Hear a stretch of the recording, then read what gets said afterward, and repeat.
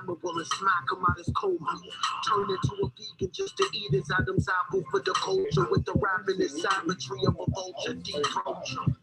That's how I live in statue from a boulder. Literally, we just said the same exact thing. Not a pot, I can't imagine being closer to it. Just the jackal, I need a chauffeur. Talisman gold. Relaxing in the cabin with an ogre named Fiona with a statue full of coca for the low. Sell a fair old like an Egypt boss. Read the walls in Giza halls, I see the flaws. I could see the moss on the cedar bar, pointing me to north, aligning with Ursa Minor gleaming stars. He the boss, meaning me the boss. He's me, even heard me. Trisma gets this genius thought. He is thought, climb tree, he is sloth. Though the ascent is slow, I'm reaching dark. It was a show, I rolled up to so hard. I roll hard like Rita Raposa's gold tar. Low star, stare up inside the closed jaw, right around the neck of Kabbalah, cause I'm a choke mom. Cause I bit into forbidden fruit. I grew a tree inside my living room to dig into its hidden roots. As I bit into forbidden fruit. I bit into forbidden fruit. Bit into forbidden fruit. See, it's visible, but is it true? Ignorance is blissful, though it's pitiful. Originals ain't really new. As I bit into forbidden fruit. I bit into forbidden fruit. Bit into forbidden fruit.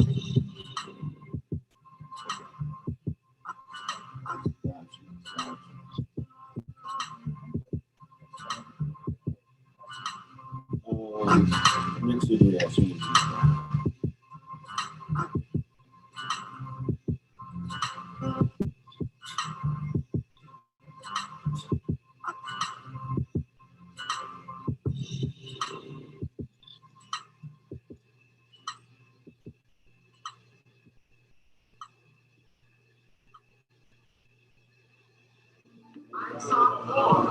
Yes, I saw. Now I saw.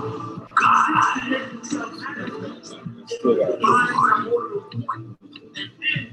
I died. And in this dualism, they create a son, a widow son, a child of a woman from I was just talking about it.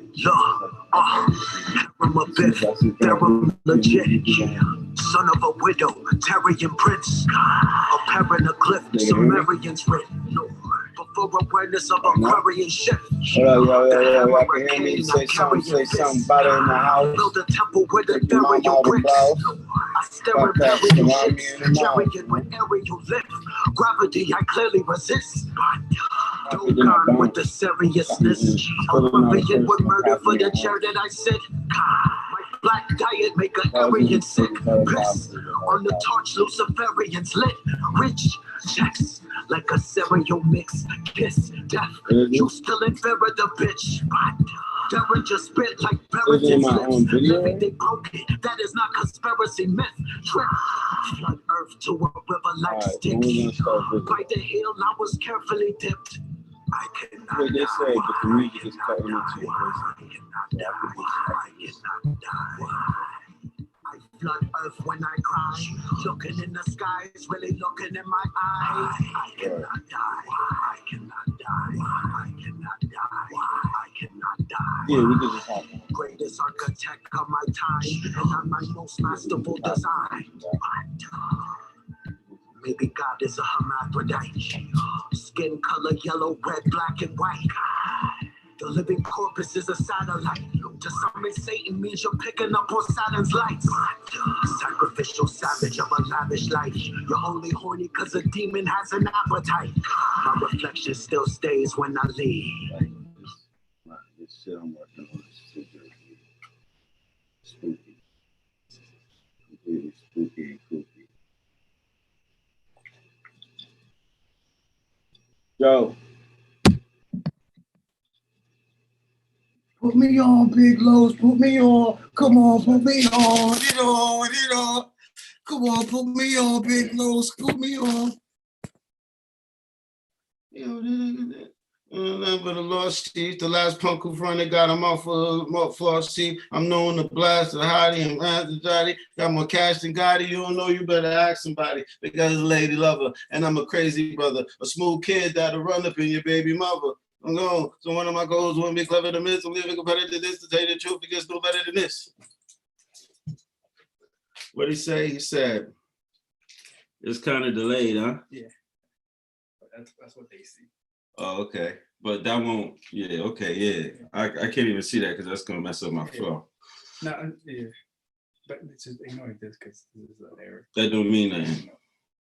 We're gonna have to, yeah, we're in the perfection stages right now. We're in the protected, you know, the perfection stages. So protect the sages, you know, because the resurrection wages met, bet, set, threat, debt, check, microphone, Cambatta mic carbone. I like the tone of this microphone in my psycho bones. This is cyclotone. Giant, you know, high ceiling like a giant's home. Metal ass and a vagina's chrome. Trying to find a poem. Going to the Wuhan, China zone. You know it's a flu because the virus flown. You know. This is what happens when you dig up a Mayan's bones. Smoke the fragments and try the zone. You know, how many psilocybins roam to my bloodstream? 1 dream, 2 dreams, 3 dreams. We seem squeaky clean. These Lee jeans, Levi's, sea skies, sea lies, sea eyes. We fly, we live, we die. We low, we high. 6335. He's fly, he's high. Yo, look, man, interacting with humans is not my forte, which is just irony because, of course, I'm a wordsmith, but communication seems to be my, you know, one of those things in life. You know, when Dorothy took that journey on that golden brick road, she encountered different entities that all desired something different that was in the same destination. So even though they weren't in the same lane, they were in lanes that were concurrent, and they were both going in the same place, and it was mutually beneficial for them to help each other along the way. And just like the cowardly lion needed some heart, and you know, the scarecrow needed some brains, you know, body just needs patience, understanding, time, of course. Plenty of this marijuana. Mariconde, ma così compredo. You know, somebody, that's a late, that I just said something.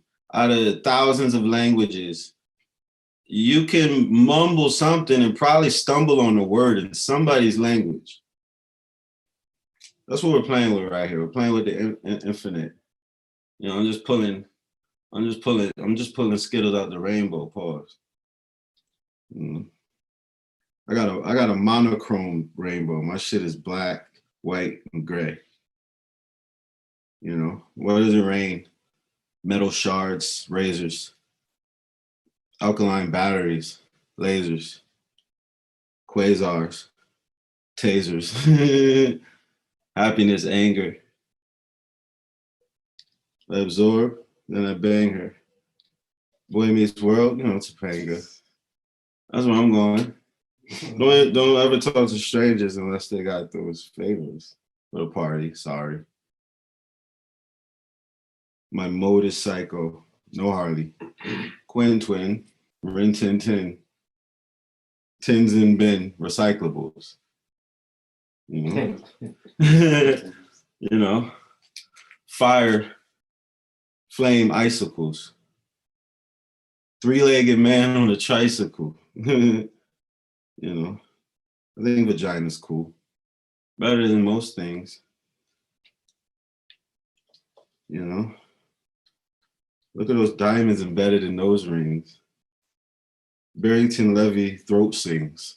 You know, stare to the levee, the boat swings to the left, to the right, up the wave.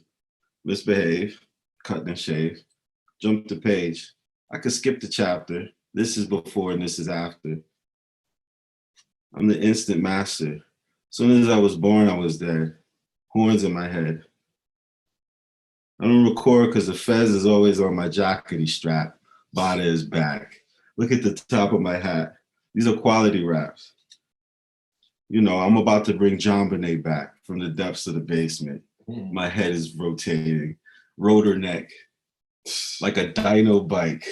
No respect. This is what you call dynamite or the nitro twice, whatever you want to do. I'm trying to fight, you know. This is Tyson, Iron Mike's kind of life. You know, smoking toad, go to the Poconos, you know, do some shrooms, LSD, maybe both, hopefully both, DMT too. I remember you went into the DMT room and we was like, yo, Eddie, we don't see you. I came out already done when niggas didn't even start yet. Like, peekaboo, we see you. He was like, yo, that's just the preview. I was like, hey, what happened? I was like, I did it already. Like, we got I need to redo. See me on the Speedo and the Skidoo going up and down. Remember that game, Wave Race? N64, well, what if that was now? Jumping in the crowd, you know, diving in crowd, diving with the fans. You know, I'm a Mayan in my stance. I'm lying, see the fire in my pants, fire like the ants. You stepping in the mound. You see that girl with the wedding in the gown. I'm just messing it around. Confetti hits the ground. Before I start the party though, because they know that I'm already gonna win. They already know I don't have to argue though. Wait.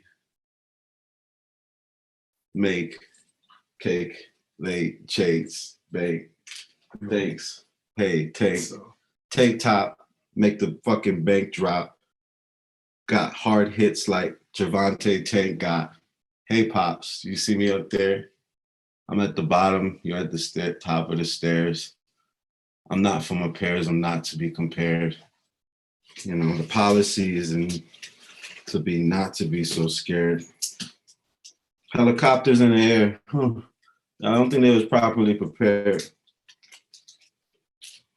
You know, the doctrine of the square is written in circular motion. Drinking the purplish lean in the murkiest ocean. All I'm trying to do is roll my blunt, man. I already told you once, I'm not here to sell you or soul you. Your soul just jumps from body to body, you know? Remember Tupac in the lobby? I'm glad that Tupac wasn't bodied that time, but the second time was his resurrection vine, which is, I consider that ayahuasca, ayambada, hayabusa. I'm a chopper, loud in the streets. You know the chopper bikes, they go like this when you want to ride it and it looks like a trike kind of. Bada sessions must be holy. You niggas lucky in the background. Chucky Ducky, that's a black clown. I step in who the Mac now. Who the Mac now? You can back down. Can't buy it. No, put the side down. That's a minimum motherfucker make a black brown hat down. Hey, what you want to really do to the dude with the Rubik's Cube that I figured it out like Nickelodeon when I sit in the house. Summer Sanders, remember that show? That's when they used to question me though. Can't buy it, put your head in your toes, duck with it down. Yeah, I'm gonna jump with it down. Hey, by the way, I got the budget around. Who? By the way, I got the money right now. Who? President Banks tell you, hey, it's heading to thanks, nigga. I'll be telling you thanks, wait. Morris Gump, Morris was tore the blood. I'm about to tore the blow. I look like a 4-year-old. My horn is holding me in the morning. More for sure. Hey, look at my heart, checking my pulse, taking the coast, taking the gamble, then I'm taking my man, get the bambo, then I'm taking the go. Then I fuck you mean. This is Savvy Genesis shit right here. Shout out to A.A. Rashid. Shout out to Ancient Aura, villain on my head. Even though I was in the hill when I was bred, you know, Oh, okay. it's working. Oh, ignore that. Gotcha. Yeah, it's working. The hands are jerking. Who got the pre-order though? Who got that? Oh, see, I'm completely off. Yo, like honestly, I just woke up. So I'm still in my fucking haze phase. We're gonna be out here all day, man. Here, you know, here, braid. Oh, yeah. Steady. I see 100 people on here. There should be 100 pre-orders. It's going down. Tell you that's going down. Cool, fresh, and feel the little. That's in the air. Oh yeah. That's a good time. I just woke up because I can't sing when I just wake up, man. You know. I don't know what the fuck is going on in the comments. I can't pay attention to that right now. Basically, I'm here to thank the fans, thank the team. We're only partly here. I got team all over the world. Today was the birth of nigger Christ, man. You guys got to see him rise from the grave. Africa in the building. Africa. I mean, I didn't mean that. I have a tendency, like when I'm around people that have accents, to copy their accent back to them. And I realize that's extremely rude. And a lot of times people are very turned off by it. But yo, man, here, let's act like it just started right now. Yo, hey guys. Yo, thank you for tuning in. Check in your city and state, country, where we from. Where you at, you know, post it on there. Hopefully these comments stay static. You niggas hopping funny. Gay rabbit with straight habits. But listen to me, man. Today we dropped Nigger Christ. Shout out to Mello Music Group. You know, my first record deal, 2020, the year of perfect visual acuity. You know, that's why they had to try to put the blinders on us. However, they can't block blessings, man. You know, I don't care how many chemtrails they put in the sky, they can never block the light of the sun rays. Sun rays because he rise, sun rose. You know, because he's raised. That's why they call it the rays and the rays sin. Sun rays, sun ra sin, you know, sun ra sun, man. That's what we do. We dry the grapes, try the papes.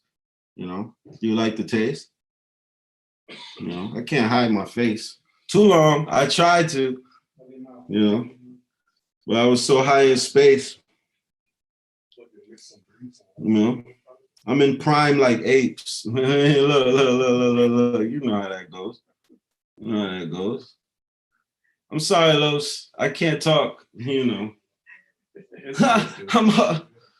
you know, it's all ego shield right now. I just put on the hat.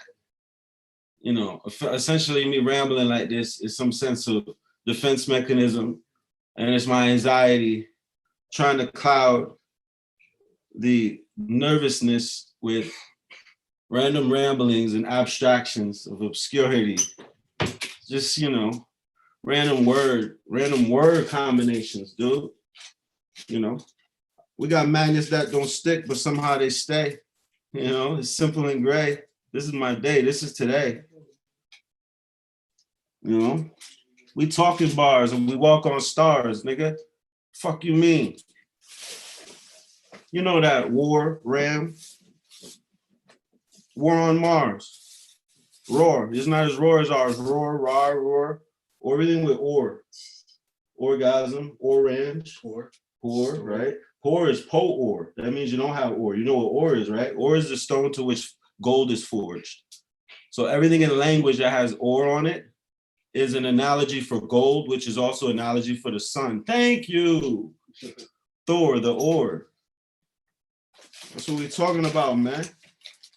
Store. That's where you store the ore.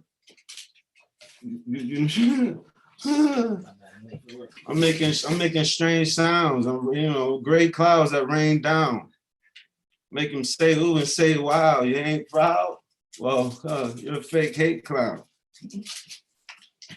That's what we say. I'm still rolling the blunt. Not because I need to, because that's what the weed do. This is just a bridge. Oh, we at SeaWorld. SeaWorld, see the earth. See men, see girls, or mostly girls. The toes are curl. I hold the world on these previously broad shoulders, which I got skinny now because I haven't got my fitness down. You know. Man, what's happening? You live everywhere else, just waiting for IG. Yeah, we're just waiting for IG, man. This is Nick's, man. You're on camera right now, man. Oh, it's cracking, people. Yeah. Team Cambatta in the building, you know, we out here. You know, I can't do this myself, man. I could talk, but I don't got the speakerphone. Yo, who on live has actually done LSD before? Who understands the connection between actual LSD and the LSD that Bada is bringing to the table? Y'all know what the difference is in that. You know, we're gonna do a couple things, man, because I wanna be able to answer your questions and interact with you guys, but we have to find a real strong method because it's hard for me to read everything and I don't put everything in proper context sometimes. Yeah, but I want to make sure it has a good. Let me pull up a little bit because I don't want my face. I don't have a symmetric face. I think I broke my jaw when I was 13 years old playing basketball at Holiday Hill. This kid named Sean Hines. He was an abnormally strong kid for his age. And hold on, man. Hold on, man. Just press it in here. Yeah. All right, here we go. Yeah, so I believe that my face is slightly crooked, like a crescent moon in the Islamic flag, because when I was 13 years old, I was at Holiday Hill playing basketball outside, and I grabbed this. We were in the hole. We were playing a hustle 21. It was like 13 guys, and he just came down with the fucking ball, and he crouched down, and he came up like this, and I was right over him to get the block, and his head said, "Brook." And I just remember since then, man, I haven't been able to open my mouth. This no homo. I haven't been able to, you know. You're just saying, yo, don't mind the back. I'm self-conscious about I'm not gonna say it, but yeah, I got bags under my eyes sometimes. My sleep cycle is man, dude. Put those in a bowl, dude, so you're not crunching and munching, dude. Yeah. You gonna bags is from all that work delivering to the people. Yeah, dude. You ain't got a snack pack, nigga.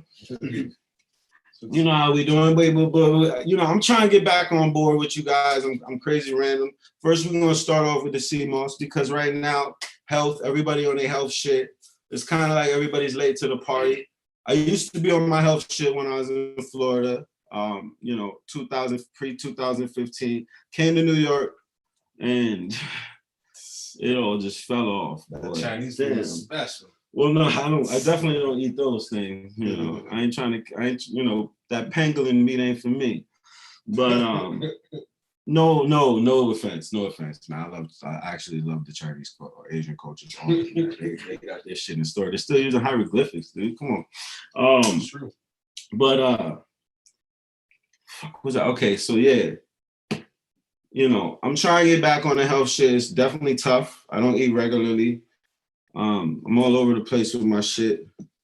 I base everything around my work, really. I'm not always writing, but everything is kind of in preparation to eventually write, whether it's just absorbing and observing reality and kind of extrapolating and then saving thoughts and patterns and waves, or it's me just kind of getting my body to a stasis to which it's easy for me to focus, man. That's really what it is. It's kind of like, I would either base, like, I think your eating habits should be based around your goals and what you're trying to achieve specifically. So if you're a basketball player, you're a fighter, or if you need to have obviously things that can keep your respiratory system in check, keep your muscularity and bone density right. But, you know, if you're a nurse, to me, that's all about endurance, mental sharpness, and you gotta have an extremely high immune system because you're just in the midst of pestilence constantly, and sickness and illness, mostly of the mind. I think that most things that manifest physically are basically materializations of grand placebo. So I believe, I don't like saying I believe because Well, maybe because once the leaf, when you be leaf, right? Once the leaf leaves that branch, it is now at the whim of the wind. And that's why they say be leaf, because even though you fall from the tree and your life cycle is literally locked into nature, you can't resist.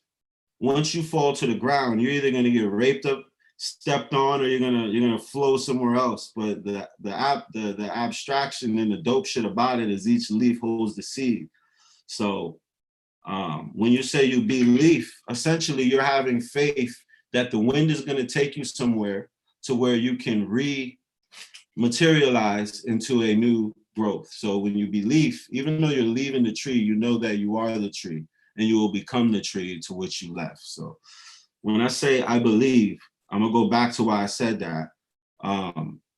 I guess I believe that Earth, or this third dimensional reality, at its base is a blank field. It's a blank space to which, if there was only two humans in this reality and they both held a thought beyond doubt, that would undeniably be the law. So humans can, and I've said this before, humans can't fly simply because there's billions of humans that don't believe that we can fly. And there's actually scientific and mathematical equations that humans develop to prove it, even though that most theorems can be, and theorem is the or ram, the, you know, the basically the golden calf, right? The or and, or the or ram, Theo the ram, right? But that doesn't mean it can't be broken with math. And that's kind of the purpose of the mathematician, is to create a pathway to something, to prove something. And before there was NBA and rap and all these social endeavors, there was only greatness in the sense of either you're a king, you're an owner, you're an inventor, you're a writer, or you're some kind of artist. So it was much more serious for you to be able to make breakthroughs at some point. So all the smartest people, instead of them creating cell phone apps, they were literally trying to come up with equations that can justify and validate certain observations of nature, which all our science and mathematics are translation systems and measuring systems to basically make reality a little bit more real. And that's what we're getting into today. Again, you know, as I'm waiting for more people to come in, I looked at the screen, we got 33 on Instagram. We got a bunch of other people, man. I thank you guys so much for sticking in there with me.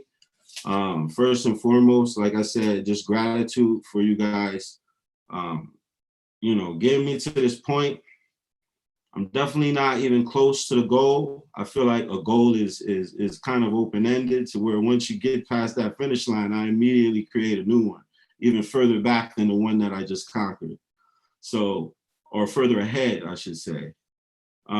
So there really is no end to this, but my music, my style, my art requires mostly word of mouth. And I'm paying attention to one screen over the other. I wish that I could somehow suspend these at the same line of sight. Maybe it is humanly possible, but we would have to figure that out. But today is basically a celebration. That's why I'm going all over the place. Because if you've been following my music for the past 4 years, you've been waiting for LSD. I've almost released this album about 4 different times. It's completely changed. And it's been a journey. And if you know what LSD is, you know that it is a very powerful and potent psychedelic, very life-changing. If you haven't experienced these things, I would say use extreme caution. These are not recreational drugs. They're not, I don't even consider them drugs, even though LSD is chemical based. The concept of artificial is kind of funny because everything comes from the nature, even if we change it or mutate it. So LSD is, I believe, extracted from ergot, and it's a lysergic diethylamide, right? lysergic acid diethylamide. And the funny thing about it is its potency for the size of the dose is unlike anything. I mean, literally one drop can shift your reality depending on the purity and the potency. One thing that you'll notice about something like LSD versus marijuana or shrooms is that you don't know what you're getting. I would say do not even do these things unless you have unless you're getting it from somebody that you really trust, that knows their source and that they've actually done it. Never buy anything from somebody that doesn't have firsthand experience. And if they tell you anything less than anything profound from their experience, they haven't experienced it. That's the same thing with shrooms. If you're watching me right now and you've done any psychedelic and you're like, oh, I did that, I didn't break through, or oh, this, that, and the other. Two things: either your shit was not potent or you didn't do enough, or you weren't in the right environment, or your mind does not have the prerequisite predispositions for you to experience such mind-altering experiences. I do believe that every human has a, I guess, like I said before, a predisposed attribute set that kind of sets the tone for where it would be easy, the road of least resistance in your career or your life, right? Based on the genetics of your parents. So, some people, they come out, they're going to be athletes. Imagine if LeBron had a baby with Serena Williams. Like, we're talking about real deal breeding here. This would yield a human who would undoubtedly probably be able to tap into some real serious athletic genetic, codex. But with art, it's a little different. Art requires life experience, and it cannot be forced or trained. The more you try to box it in or train it, the less authentic and pure it becomes. So sometimes studying music can get in the way of you creating music. Essentially, I've studied music only directly from listening to it and absorbing it and its different nuances, and just paying attention to the things that I like and the things that are first possible for me to create in my mind. So then I can work through time to bring them to materialization sonically. And that's kind of what that is. But back to the topic at hand, we were talking about LSD.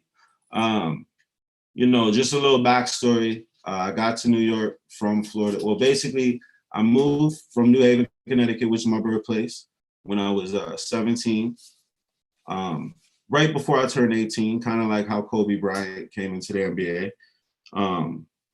And I moved to Florida, and it was just crazy. Shout out to Los and Eddie Deuce, who literally, I met Eddie as soon as I got there, and Los has been my boy since I was 7 years old. This guy, if he's part of the reason why I initially started rapping. Probably about 63 to 64.5% of the reason why I initially started rapping is because of Los. He just had all the best music at his house. He had the computer. He had Napster first. He was my first engineer. He had I remember his computer. He had a ViewSonic monitor that had a little emblem of a parrot at the bottom of it. And he had this tiny skinny microphone, like it would look like this. And we had two different, it was called Just Freestyling and something else, man. And that was my first time recording. I think I was like 10, 11 years old. So that's New Haven. Got to Florida when I was about 18. Stayed there, lived and learned. Came to New York when I was in 2015, and the goal off rip was to do LSD. I came here with this concept, Lunar Solar Duality, which, and as soon as I got here, I recorded Nigger Christ was the first song I recorded. Nigger Christ is 4.5 years old. I repeat, imagine that you had a kid 4.5 years ago. Then imagine how developed that kid is at 4.5. They're walking, they're talking, they're singing, they're ringing, they're taking, they're bringing, right? 4.5 years old, you leave a 4.5-year-old in a house for a month, they're gonna survive. They're gonna go through the cabinets. They might drink some bleach. you know, but I think as soon as it hits their tongue, they'll throw it down. They're gonna survive. They're gonna grab chairs. They're gonna get to that top. They're gonna get to that top shelf. You're gonna get home. There's gonna be packages all over the place. The trash is gonna be tipped over. All the doors are all gonna be open. But your kid will survive unless somebody comes in and, you know, snatch and grabs, which I just hope doesn't happen. But 4.5 years ago, which is basically a mature toddler, you know, developed speech, maybe 300-word vocabulary. Well, that's how long ago I created Nigger Christ. And Nigger Christ is a entendre layered title in itself. And even the way that I spelled it with the 3 X's, making those the capital and everything else lowercase, it kind of insinuates what you're getting here. And then Nigger Christ, of course, the definition of nigger is the ignorant person, and the Christ is the enlightenment. So we're talking about two different levels, 2 different sides of the spectrum. Holding a blunt. Hold with a cut. 2 different sides of the spectrum here. So in that, everything about this album has to do with the Lunar Solar Duality. So of course, the first thing you're gonna hear is the Nigger Christ, which is also you're gonna get, if you're just going into the mainstream visuals of, if you go into Google images and put in nigger, you're probably gonna see a black person. And you put in, you know, Christ, you're probably gonna see a picture of a white dude. So now we're even talking about opposite skin colors. We're talking about happy, bad, light, dark, good, evil, hell, heaven, sinning, sunning, however you want to look at it. That's what we're talking about. So when you're listening to these lyrics, first of all, my lyrics are reality that's being described with surreality. I basically speak in analogy, parable, and metaphor because I believe that it paints a prettier picture and it also gives you more reference points to make comparable analysis. It also allows you to layer and do more in less time. So when you hear my rap style, a lot of people's critique is they want that real shit. They want some reality level shit, right?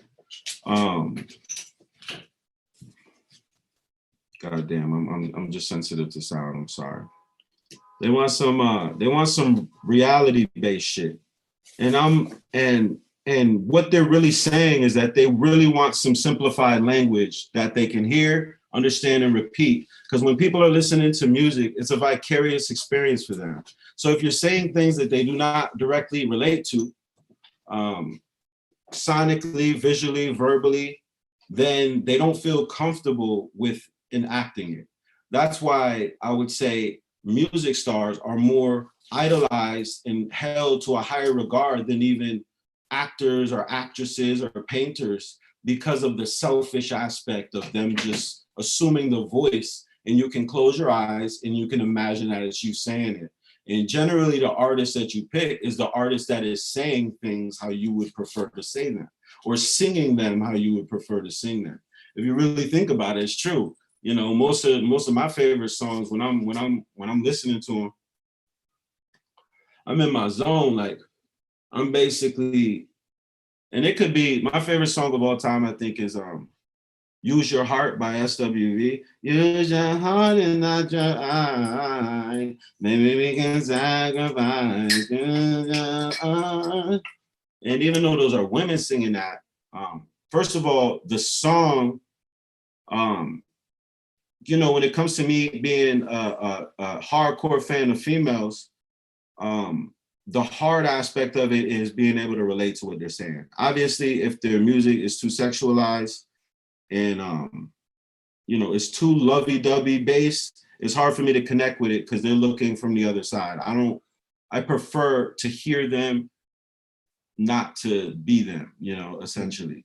So my favorite singers tend to be like Erykah Badu, I think is definitely on the trinity of greatest of all time, right? Just across the board, because her music is so authentically unique, and she is not just love songs, you know. So She has concepts. She has songs about, and even when she's talking about dudes, it's like Tyrone. It's like a story song, literally. Like the shit is crazy. And so, but with that song that I was just using as an example with SWV, the melody, the timing, the feeling is what and at those points, even if it is a woman singing about her man, I don't even have to listen to the words. Sometimes just the feeling puts me in a mind movie where I just, maybe I see myself walking down the street with my girl, or, I just see myself across the table and acting like a fucking Luther Vandross movie in my mind, and I'm this suave guy, even though life isn't like that because we have real nerves. In your mind, you can do that with certain kind of music. So with my music, it's harder for people to do that because unless you understand what I'm saying, you might get lost. Unless your mindset is to say something to people. Like I tend to believe that my supporters and people that are watching me right now are people that definitely have, and no offense to other people, but you have to have a higher intelligence. Just straight up. The proof of intelligence is your language, and language is all external expression, internal too, but as far as communication goes, in order for you to visualize the movie that I say, you got to know the words that I'm saying. And not only that, you have to know the context, and you have to understand that I'm coming from a very neutral place. I'm neither good or bad, evil or giving. I'm literally water, and water can both replenish you or drown you. In a wave, you can either surf it or it's going to take you under. And it's very violent. And my music is that. It's bloody in the sense that I don't really look at it like there's any limitations. So this is why I tend to scathe from doctrine to doctrine, religion to religion, mythos to mythos, language to language, because imagine I'm a martial artist and I grew up in, doing Wing Chun Kung Fu. And then I hear that the Brazilians are doing this form of jujitsu. Then I hear that the Japanese are doing karate. Then I hear that in Thailand, they got this Muay Thai boxing style. I can either be a callous, closed-minded person and refuse to learn them, or I could be somebody who prefers to, even though I acknowledge that there's other arts, maybe I'm out to prove that mine is the strongest of such. My approach is more so absorbing all of them and taking the best parts of all of them and then using them to fuse something that's even more holistic and perfect. We're all looking to make God in our image, essentially. And that's what this is, man. We can either fuck around with this or we could be serious. There was a time where people were extremely serious.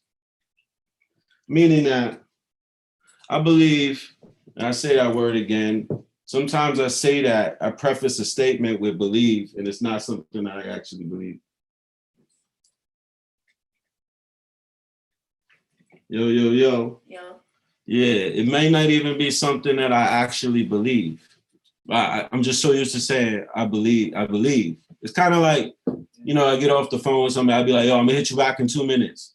Or yo, I'll be there in 2 minutes. Like, I assume that whoever I'm saying that to knows that it's not 2 minutes. It is probably closer to 22 or 44 or 47.3 minutes, whatever it may be. So when it comes to my rap style, like, people have tried to compare me to other artists, and I believe that I'm a little too mercurial to be boxed into any specific programmed status or format, because I'm constantly trying to change and get better. The difference in music and athletics is that athletics has more of a emphasis on your body being young and keeping up with all the other young people who are more athletic than you. Music, it's about your mind and about your soul and about the integrity of your voice. And if any of those change, music can still be made. You just have to understand your flaws and be able to kind of roll with them.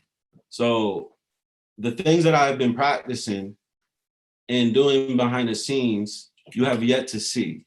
So whatever you think of me, you're gonna have to take that to the next degree to understand the ingredients in this recipe. You know, it's definitely, which is definitely, even when it's indefinitely. So, I mean, you can't mute me, blind me, or deafen me. I have life, I have death in me. I have tears, I have breath in me. I have blood that I bled from me. You know, I'm dry, kind of wet, you see. You know, I got to shine like it's Genevieve. Genesis, got that Sebi tea. You know, this was a gift straight from Red, you see. Pillar, pillar. Ben Stiller with her, met the parents. Death's a parent. From the east to the west, you hear it. Let's get prepared. LSD is dropping July 21st, which is also my birthday, or the day I was insurrected. You know, so, and it's just, if you want to hear how deep this is, right? So LSD took me all this time. It was the album that I got my first record deal. So just if you're watching and you haven't heard me say this before, I started rapping and I absorbed my alter ego or pseudonym, Cambatta, when I was 15 years old. That was basically 18 years ago. I signed this deal with Mello Music in 2018 in November. I believe I was 31 or 30 years old, something like that. It basically took me 15 years to get my first record deal of rapping. And I've always been nice, always had talent, always could have been there. I've always had issues with having full confidence or being able to, I guess, know where my level is and even think that I can get close to my potential, because there's things in my mind that I know if I can do, they would shock the world to a point of complete ego death. However, reaching those goals requires extreme discipline and just anti-laziness, which is hard because the people who are gifted in mind tend to use that to preserve the body, which is survival 101, which is why we made fire, which is why we made wheels and cars and everything that we made to automate our lifestyle to get us to a quicker point of simplicity and instantaneous manifestation of whatever we want, right? 3D printers, microwaves, the world is about that. But extravagant and excellent works of art are not that easy, because if the experiencer of your art assumes that it was created with any technology that made it easier for you to create it, it now loses its value. So when it comes to rap, it's so pure and it's so hard to fake. Like even in the rap culture, you can't steal people's rhymes. You can't cover songs. Yeah, you can't cover songs. Like it's every time it needs to be a new beat, you need to find a new sample. Like we're continuing to repeat miracles. Every time we write a song, we're trying to outdo ourselves. And rappers make a lot of songs. It's the simplest form of recorded music ever. And it's the most feasible for people to afford and for people to do with really no musical background. So I put myself in a pool that has so many fish in it that none of us can swim. And I still have to get upstream somehow, right? Against the current. So I endowed myself with one of the hardest tasks you can do as a person, which is to become a financially secure human being in hip hop in 2020. And then I went into that arena, and then I picked the hardest path in there, right? So I said, you know what, I'm not gonna make contemporary popular music that's easy for people to ingest. I'm gonna continue to become more and more intricate, more and more isolated, and more off-put by socializing in a sense. Like social distancing for me was just like, I woke up and everybody, I was just like, oh, it's going, other than my stores, like I don't, you know, I don't appreciate that they stop life around me, you know what I mean? Like the things that I used to value is, you know, I go to this store, I get my CMOS, you know, whatever. Those things kind of change, but essentially I knew that with something like rap, what it's done for me is it's given me something, a task to do. It's like a lifetime Rubik's Cube, like, and that's really what life is about, is busying yourself and doing something that you feel like executing things, right? Gives you this feeling of just satisfaction and overall well-being. It makes you feel like your experience here is not a waste. So when I'm in my process, that's the greatest point of bliss for me. And for me, it comes out of alienation and isolation, because that was my defense mechanism as a kid. Everybody had their way of getting out. First, it was video games, computers, but then once I got into bars, like just the instant gratification of unlocking a dope scheme or a dope syllabic rhyme was just, still to this day as a grown ass man, like it tickles my fancy, dude. It makes that young boy put on those pants. You know, I'm dancing, I'm clogging, I'm stomping, I'm tapping, I'm yapping, I'm scrapping, I'm napping, I'm flapping like napkins. You know, that's what happens. It happens, dude. The happenings are occurring, baby. I'm just stirring, crazy gravy train. I got a crazy brain and I ain't insane, but I am. You know, this is what we doing, man. Let me show you. So I'm doing the strawberry CMOS, right? Grow a tree and cut the leaves off, tight, right? Now I went and had that soursop guava. Okay, so I got the CMOS soursop guava. So I'm killing cancer, right? You know, a little dancer, tiny dancer. Killing cancer or keeping cancer alive. That's it. A piney apple sucker right there. That's that ginger pineapple. Shout out to Young Joe. He's still alive, right? Shout out. He was fire. Still gangster with 13 kids out. You know, we got that benefactor, you know. Reality, which means you had to do it twice, you know. We're just a bunch of actors. My truck's a tractor, cleaning up the rubble after the big one disaster that we're in. I'm the shrunken master. What do they call it? I don't know. The drunken master. There it is. Jackie Chan, exactly, man. I actually saw the Drunken Master for the first time in your basement, dude. Wow. Yeah. And you remember that Jet Li movie where he was running? He was running so fast that his he had a ponytail sticking straight up in the air. You remember that? Bro, that shit, if you've seen that movie, it's Jet Li. And he was wearing like white and he had one of them cuts and he was running and they made his fucking ponytail stick straight up in the air. Like it just made it was like literally gravity magic. Yeah, dude. It's like absolutely Tim and Eric level humor that I don't know if they were trying to do. And I love the awkwardness and the cringe factor of human beings. It makes it worth living. So let's get back to LSD. July 21st. It's gonna drop on my birthday. Lunar Solar Duality, 2020, which if we relate it to the visual acuity measurement, we're talking about perfect vision here, right? This is the year of vision. That's why they had to murk our glasses up, because they knew if they left us humans to our own will, we would have been, you know, we would have had that time machine built already. You know what I mean? So what we're experiencing right now is them throwing. You ever play Mario Kart? And them niggas start shooting them shells at you. You got the green shells which fly randomly. Then you got them red shells that'll follow you.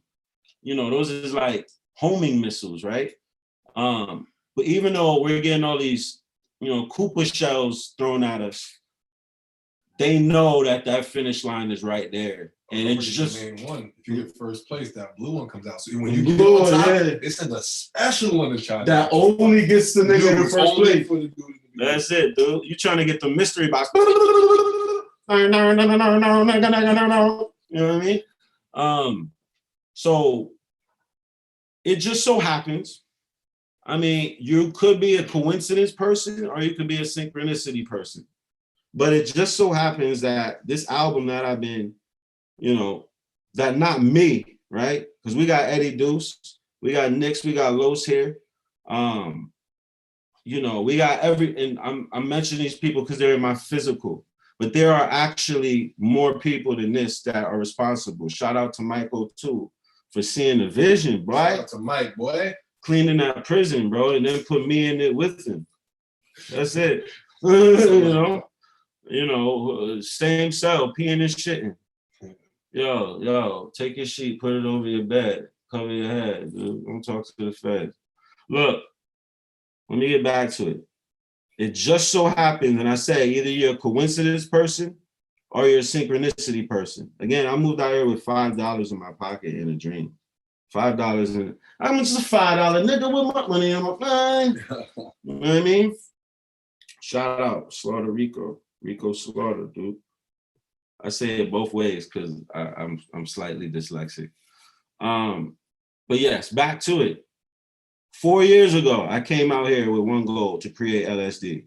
In the midst of that 4 years, I got sidetracked so many times. And it's literally exactly like Dorothy on the fucking Golden Road, because she gets sidetracked. She goes over here, but each time she picks up a new road dog that can help them, right? Literally the road dog, right? Toto, to do, right? The total, right? So that's what this is. Like, you literally cannot do this by yourself. Somebody got to bring the water. Somebody got the car. Somebody got the gas. Somebody got the blunts. He might be the guy with the weed and the blunt might be the most important nigga in the car, because we could walk, but if we high, we're gonna notice that sky, you know? And that's why the motive is to lie. So write a blunt, told it, hold it in the sky. I told you we was fly, flown, flew, season, still breathing. And we know the real reason. Somebody asked the question if there's going to be a physical release. Oh, yeah. We're going to get into that. Physical release, pigeons and the geese. Little titty, bitches, queef. Hey, look, man, we're gonna get into that like a pitcher's bat, you know? Okay, 4 years ago, I came to New York City with a goal. I remember I used to wear these New York hats because it was like the thing. I think Jay-Z, I don't know why, it was just the flyest thing to have like a navy blue New York hat, but I didn't know it was a premonition. I have my photo shoot for my first release was Visionary. And on that cover, I'm wearing my New York fitted. And I didn't know that this would be the place that I would have to journey to in order to reach the Emerald City. This is the Emerald City when we're talking about any aspect of monetizable industry on earth. It's the capital of money. So I came here 4 years ago with the goal to make LSD. Literally came in or arrived, no homo. I arrived November, I believe it was 15th, 2015, right? And $5 in my pocket. So we're talking about ones and ones and fives. And I recorded Nigger Christ in January 2016 at, was it Platinum Sounds? What were they called?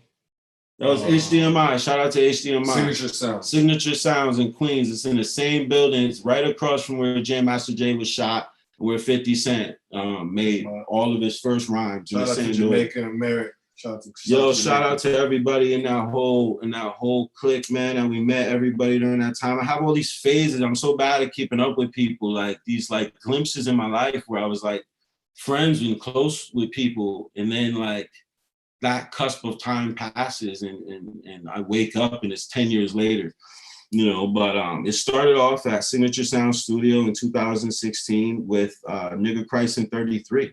And I did not know that would be a self-actualizing prophecy, because it's going to drop on my 33rd birthday in 2020 on 7/21, which is my birthday, which is on the cusp between Cancer and Leo, which are the moon and the sun zodiacs. So it is the literal actualization of the lunar solar duality, which is represented in if you're into astrology or astrotheology, based on the planetary alignment, the day of the week, the time, the diet of my mom, the prerequisite genetic instructions of both my dad and mom, I was created based on the natural environment that I was brought into. And that happened on July 21st, 1987. Right as Nintendo was prospering, and right before everything happened. But as everything was happening, we're talking about Michael Jordan was just in the NBA. We're talking about Mike Tyson, you know, I believe he started in like 85 somewhere. He started in the 80s. Like Mike Tyson was knocking niggas out. Niggas was still in the NBA. Larry Bird, Magic Johnson, these guys. TV looked completely different. Nobody had a home computer. Nobody had cell phones. I remember these visuals perfectly. I remember the 90s. I remember going outside and hearing cars playing the music that we look at as now single, like oldies, but they were like literally, it was like, turn on the radio and hearing Drake was like literally going down the street. You hear Biggie, you hear Mary J. Blige was like, literally killing everything. That's when I was born.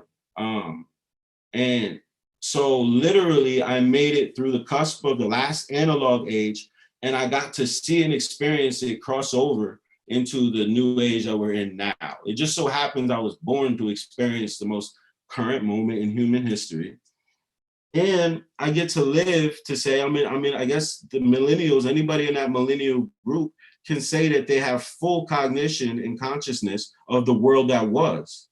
And that's not to take anything from people who were born post 2000, but you will never know essentially what it's like to, you know, go on the internet with a dial-up fucking system. You gotta wait for mama to get off the phone, or you get a phone call, that shit kick you off the internet. Or you're on Napster trying to download one 3 megabyte sound file, and it takes you 3 days. You gotta leave your computer on and put a fan on it so you can get this one song. And then you don't remember CD burners just came out and they were $200, you know, or you get it with the computer, and that computer is gonna cost you $2,000. When we bought our first computer, it was from Gateway, which was represented by this cow, right? We're talking about some stuff here, right? Because the Gateway, we're talking about birth, we're talking about mood, we're talking about mother, we're talking about the fertility, right? So my first computer was a Gateway, and it was cheaper to buy it in pieces. So I know you guys are familiar with the Nipsey Hussle story, not to take anything from him at all, but it's the same thing. Back then, you had to build shit yourself. There was no YouTube, and instructions were impossible to read. It was like, it might take me longer to read the instructions than it will for me to figure this out myself. So basically, I had to build my own computer back then. And then CD burners came out. I had to take the computer apart, and put the CD burner in, because I couldn't afford a computer that had one. I remember them Compacts and Hewlett Packards. I remember the Macs with the colorful backs. Come on, that brother is back.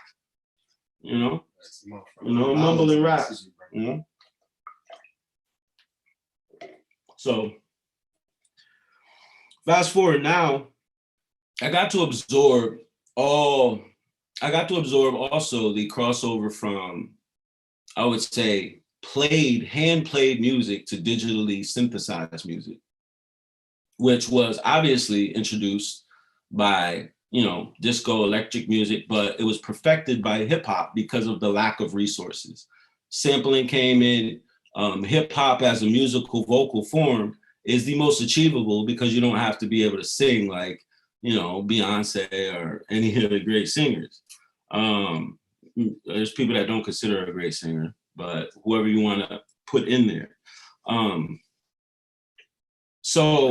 But that's the time that I actually appreciate as a human. I would say out of all of my experiences that I have, I always go into this art with an open mind, optimism, and, you know, complete, I guess, clarity and neutrality. So I would say this music era versus, you know, the 2020s, the 2010s, the 2000s, that 90s was one of the most important transitional eras in human history, because it was literally seeing humans go from wall phones to cell phones to, you know, I mean, in that one stage, you got to see Nintendo go to PlayStation. You got to see Nintendo go to Xbox. You got to see Sega. I remember Sega Saturn. It had the CD dock, and then it had something that looked like a cartridge box. So I'm looking in the Sears Whoosh book, and I'm like, yo, this shit takes disc and cartridges. And it was $500. And this is you remember? Oh, yeah. Bro, Nintendo 64 first dropped, it was $500, and the games were $80. When it first dropped, Hang Time Basketball, Wave Race, Mortal Kombat, Mario 64, Star Fox. They had this other weird like Space Mobile game. Star Fox came a little after because that needed the rumble pack. Yeah, it was the second. Yep. Star Fox came with the Banjo Kazooie. Let's play games here. Let's talk about Wave Race. Definitely was that. Wave Race. I used to always get the guy that had the brown skin. I think he had a yellow and green outfit on. It was the nicest guy was I think he wore like blue and red. But I was pretty good at that game. Hang Time was my shit though. It was basically NBA Jam, but like they had their own swing on it, and it was like they used to say "boom shakalaka," and that one phrase is, I think, explains my consciousness. I would say in entirety. I would almost say that if I wasn't Cambatta, that would be my name. Boom shakalaka, bro. Boom shakalaka would be, oh my, yo, you heard that new Boom? Yo, this nigga Boom. They would call me Boom. Yo, my nigga Boom. Yo, that's Boom. But they would expect to see like I would, if my name was Boom, I would be, I'll probably be about 5'9". I'll be about 250, 5'9". I'll be a little darker. I'll always be wearing Champion hoodies, Timbs, but the Timbs with the little banana on the side. I think they were called field boots. I definitely have a pit bull. Yo, that's my nigga Boom. I would be selling stuff, but I'm not like the best drug dealer.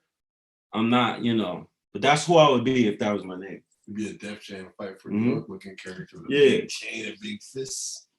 Yeah. But I don't have much endurance. And when I'm drunk, I've been knocked out like 5 times. My name was Boom. But I'm Boom, like I'm quick to fight. Like if I catch you and you're off and you're not as aggressive as me, like you might you're not gonna be ready. And that's one thing about being human too. There's times when I'm walking down the street and I know for sure if somebody were to jump on me on that moment, I'd get my ass whooped because my body's just not prepared to take it there. My central nervous system isn't engaged to I guess get strength, dude. You know what I mean? Yeah, like this times, nigga, I'm just a slouch grouch, boy, with the baby in the pouch. Ouch. You know, show you what that couch about. But listen, I'm not, you know, I'm just babbling off. Yo. Everybody, man, look, it's hard for me to read everything, man. Send me nah, that's Imran Khan. That'd be crazy. I think that dude's a billionaire now. That's Imran Adams. Shout out, man. Shout out to everybody in here, man. Everybody in the comments, everybody popping, rocking, flopping. I got the doctrine, bottles hopping, got the cotton, picking it at the picnic. Hey. This family on ridiculous. Here, I've Quick seen things I've been supporting for a long time. I've seen a couple people up here that's been here for a while. So this family right here. We at the soup port. That's where you receive it. That's the homeless shelter. You know. You know, it's hot in here. The home with swelter. Cambatta and the family. Bowl of seltzer. Yo, shout out to everybody. God damn. Yo, who pre-ordered the album LSD? Right now, I have a song on, and I'm about to play this shit. I should play Nigga Christ. So you might appreciate it with me more because we're in the cycle together. I'm gonna try to be on tonight for like, I'm trying to go. Like, I'm trying to go. Like, I'm not getting out. Like, if I'm on, I'm Donkey Kong the Dawn, bro. I throw a fucking barrel at your face. If you pre-ordered, put your crystal balls up, man. Let's see the homo. Let's see some flame emojis. Let's see, let me see if you pre-ordered. Let's see it down there. Brain emoji. Thumbs up. This your brain on Goji. There you go. There it is. Who remembers the Adventures of Richard Scarry? I remember the title, but I don't necessarily remember the words. Okay, there was an apple and there was a worm. Richard Scarry was a worm, and he used to have like this little car. It was a morning show for small children, but I remember it because I grew up with a sister who was 5 years younger than me, and I had to experience certain cartoons. Little Bear, hi, Little Bear. Remember Franklin the Turtle? Remember, what's the story, Wishbone? There's what you're dreaming of. Such imagination with just a little puff. Who remembers? Climb on the magic school bus. You don't die, it's a magic. Climb on the magic school bus. Who remembers? Color, color, I'll show my son all that stuff right now. Come and let's play together. It's out. Pre-order right now. Pre-orders went up today. I see a lot of flames and brains. That's what's up. Yo, pre-order like you supporting your 3 daughters. CD, vinyl, pre-order, everything. Yo, LSD drops 2020 year announces and make sure y'all pre-order that vinyl too. That vinyl, y'all are not gonna listen. Y'all gonna be very happy. This is like long time coming, man. For real. Look, July 21st. We pre-ordered. Today, Nigga Christ dropped. I don't. The views are not even close to 1 million. So I bet you there's people watching me right now that hasn't even listened to the song. Like, come on, bro. Like, if this is not a one listen, I'm sorry, man. Like, I get frustrated because I feel like, and I hear people say this, oh man, this ain't your era, or damn, like you should have came out before. I think people would have appreciated you. Maybe, they might not have let me through the gates because obviously they were a little bit more bottleneck. There was only so many positions you could have, right? But there was a time when,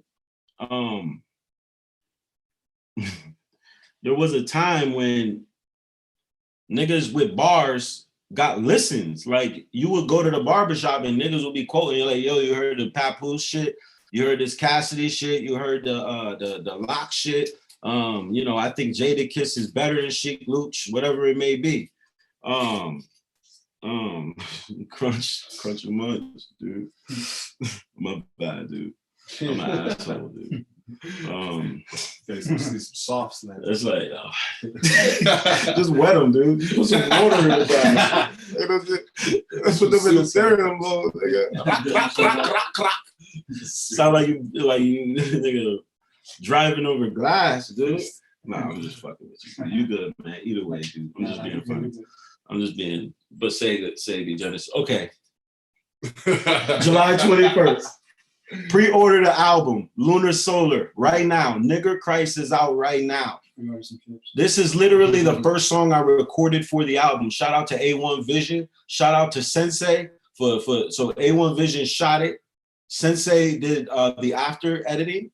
And then Vidon, a legendary, one of the literally probably top 3 all-time producers, Vidon.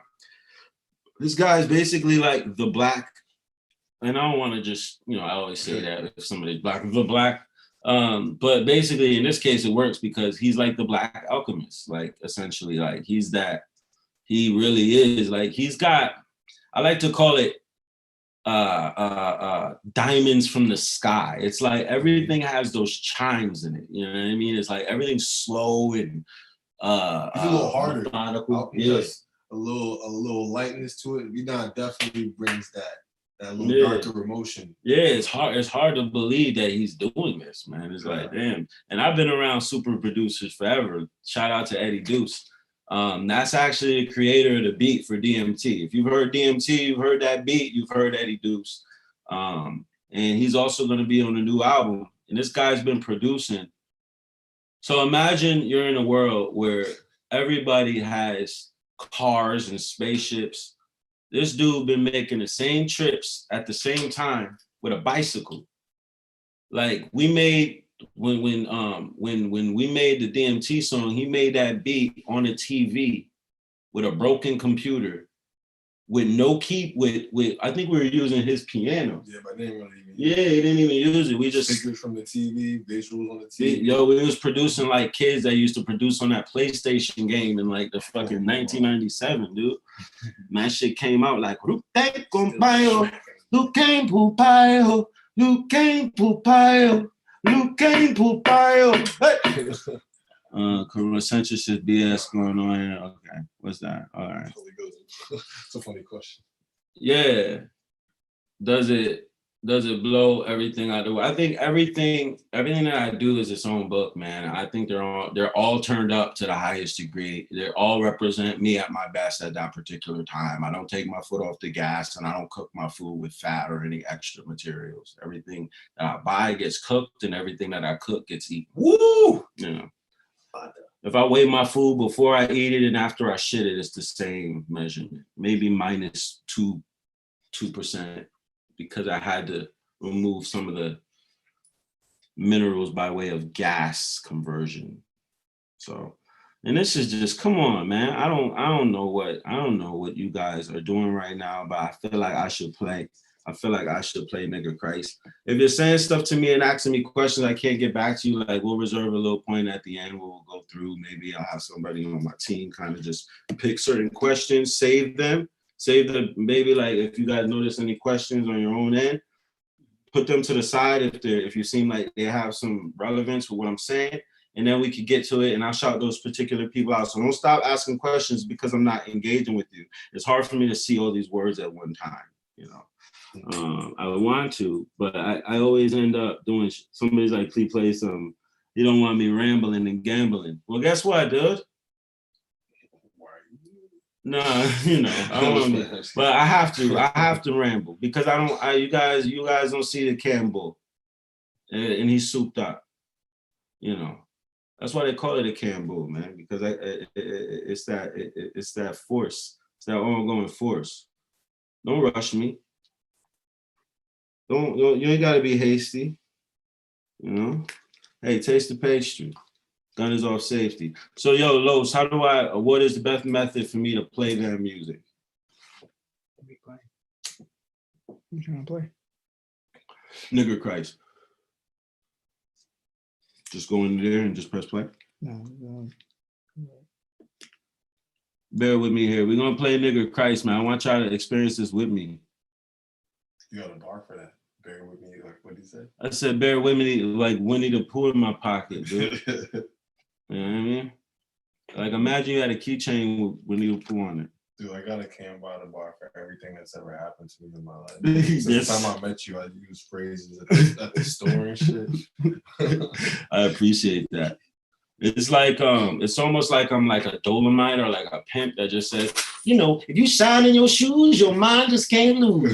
You know what I mean? So you as far as like rap quotables, it's you and Jay-Z in my mind. That's the ones that see through like my life.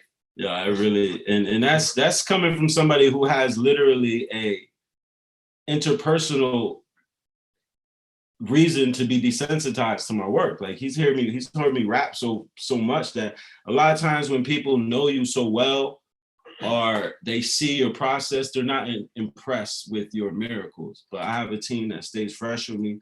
They shout out to Nick, shout out to Lo, shout out to Eddie Deuce, shout out to Mike, shout out to E Bass, shout out to Songbird, Black Magic, Red Pill, Blue Pill, Nick. Everybody that's helped me along the way. If I didn't name you, please don't blame me because guess what? I'm happy I gained you, and I'm happy I'm nappy and with bangles. Bangles dangle. They dangle, but they're invisible. I got invisible jewelry. Blame my head. You know? you know, damn, I'm not even out. Nice on Yeah, so yo, shout out to Domingo, man. God damn, dude. Yo, we got something, me and Domingo Padilla, man. Shout out to Domingo. If y'all don't know, man, this is the guy who actually is responsible for me getting on the track. Shout out to Domingo and Thanos for helping me get on the cannabis song. I was out there, met the guy. He's tremendous person, like one of the best humans I ever met. And me and Domingo have something for you guys soon. That's gonna blow your minds. You know what I mean? So like, man, we got so much stuff. I got so much material that we're gonna be putting out after LSD. I just feel like this is my first time to truly be actually validated in a way that's seen as verifiable. Like, you know, and the independent route is completely the way to go. But there are things that you can get through teaming up with a organization or a company that are much harder for you to gain by yourself. Certain relationships with different, even interfaces like iTunes and Spotify and Tidal, like a lot of these labels have better relationships than you can get through DistroKid or TuneCore. Also, you know, budgeting for music videos and handling your release, things like this, PR work, all those things kind of contribute. And that's kind of the value of getting a deal these days. Other than that, everything can be done by yourself. And I did everything by myself up to this point. This is reconnecting. Hold on, let me put it back on here. I gotta reconnect Instagram. No, yeah, it's over. So this says live you're ended. Okay, hold on. No, how do I save it? I just download it, share the IGTV. We'll do that. Hold on, guys. Yeah. Handle that real quick, and we'll be back on. I'm gonna wait until Instagram gets back on before I play the music. We just kind of logged off right there. We still live on YouTube, right? Oh yeah. I use lube when I'm on YouTube. Use lube on YouTube. Cambatta, I'm the goof troop. By man, I got couscous in my bowl, yo. By man, I feel like Frodo. Dogs with me like a Toto. You know I know the Toto, like Toto. Nigga go. Oof. I feel like Bodo too. I rock my polo suit. By the man, you know I owe YOLO. Ooh, you know I got the proof. By the man, you know I rock the noose. On my angles, yeah, they're not hypos. I'm on top of the hypotenuse. Damn, that is the slope. I am the goat. Give me the dope. Give me the quote. I am the goat. I got the egg and I got the yolk. Hit a motherfucker, got one his throat. Choking him out. Ain't no doubt. My man make him wiggle and shout. I be dancing all over my house. The kitchen nigga in this. Sit on the cloud. Shit on you now. Yeah, give me my crown. Yeah. Little Timmy is style. Yeah. What is that? Timmy Turner. Timmy Turner. Give me burning him a nigga earn, feeling like I'm Ike, feeling like you got, feeling like when I still a nigga bite. You a dyke, told you twice, got the ice, I'm gonna rice, I'm gonna twice, I'm gonna throw it in your face, in your mace. Yeah, people watch you, you say Timmy Turner, that's designer. People might watch and your fans, some fans might alienate other artists because of what they think you might like or what you might listen to or who the person that you are. Art is art, y'all. Just remember that, man. Everybody's inspired by each other, even if they're not all making the same shit, you know? Timmy Turner was dope, man. Yeah, especially before he recorded the song. It was like, yeah, the acapella joint. Yeah. I like I enjoy all music for sure. I'd say my zone though is definitely neo soul music. I don't know if it's saying, I don't know what it did. Did you click download video? Nah. Damn, man. I clicked save it to IGTV, but I don't know if it's saved. Okay. Just start a new live. Right. This shit is not blowing, though. This straw has you ever have a straw that had like, somehow it was bent so it made a small rip in the plastic? Just press on, right? And then you try to drink and it doesn't grab all the liquid and you're like, what the fuck is going on? I don't enjoy that experience.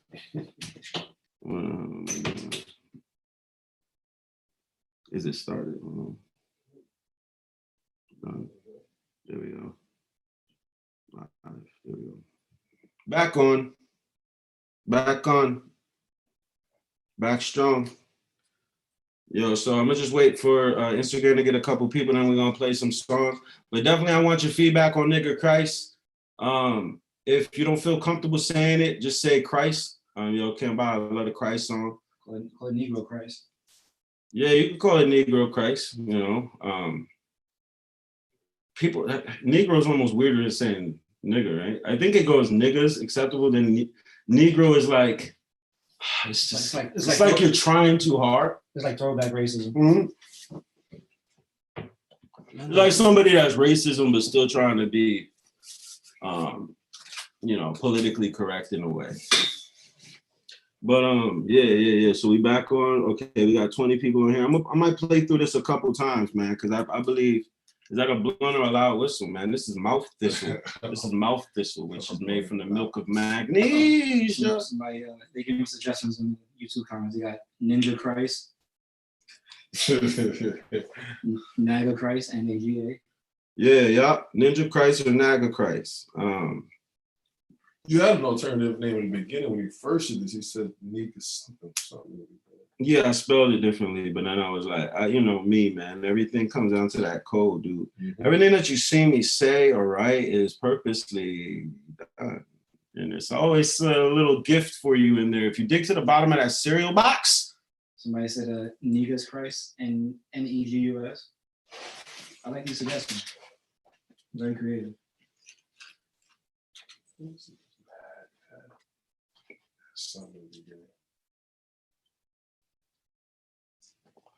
I can't pass the blunt until I get a solid fucking hit from it, dude. But here, man, I'm gonna pass it like a tablet of acid. I'm gonna pass it like a tablet of acid. Urinating on a bastard.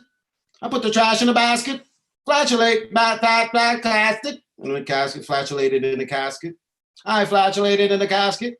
Graduated with some faggots. I still say that name. I still say that word. Fuck it. I like it. I love the word. And I love the word. I love cuss words because they you know, they're like stress balls. No homo. But ovaries and breasts are also balls, essentially. So it's not that bad. But right now we're gonna go to Nigga Christ. Right now we're only at 3,000 plays, which is good essentially, like for it's good if I'm one thing, but bad if I'm another. And not bad. Nothing is bad because everything you have, you should be glad, right? But I feel like with your help, like think about this as a telethon. With your help, I feel like we could get this. I think once my shit hits 1 million plays on everything I do, it'll be beneficial because even your linguistic set has to be somewhat advanced for you to digest me. So through the process of you absorbing my music, it's doing something. If you only listen to fucking trap music, then that's gonna be your internal dialogue. So my shit, give it to your kids, give it to your elders, give it to everybody that you find, dude. DM us videos of you listening to it, dancing to it, playing it. Play it. See you guys enjoying the music. Get that baby bouncing in his bouncer, dude. Get him saying Nigga Christ as loud as he can. Yeah, bro. On his online homeschool, play that shit in the background. With his teachers. You know what I mean? But we're gonna go to Nigga Christ. If you haven't heard it, listen to it once. If you already heard it, listen to it twice. This is what we're doing. Yahtzee, jiggling the dice. Okay. I'm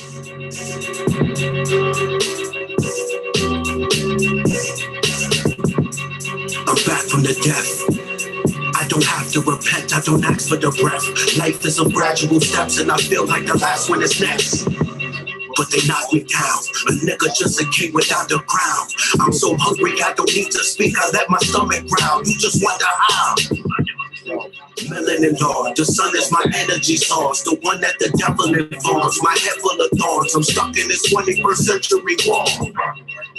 Lucidly thinking, Lucy the juice that I'm drinking, hallucinate truth in its meaning. I view a computer's a dreaming, unusual humanoid even. Delusional even, at funeral sheathing, I laugh in the removal of grievance. My hugest achievement is proving that music is fluid, is breathing. I give them life, I give them life.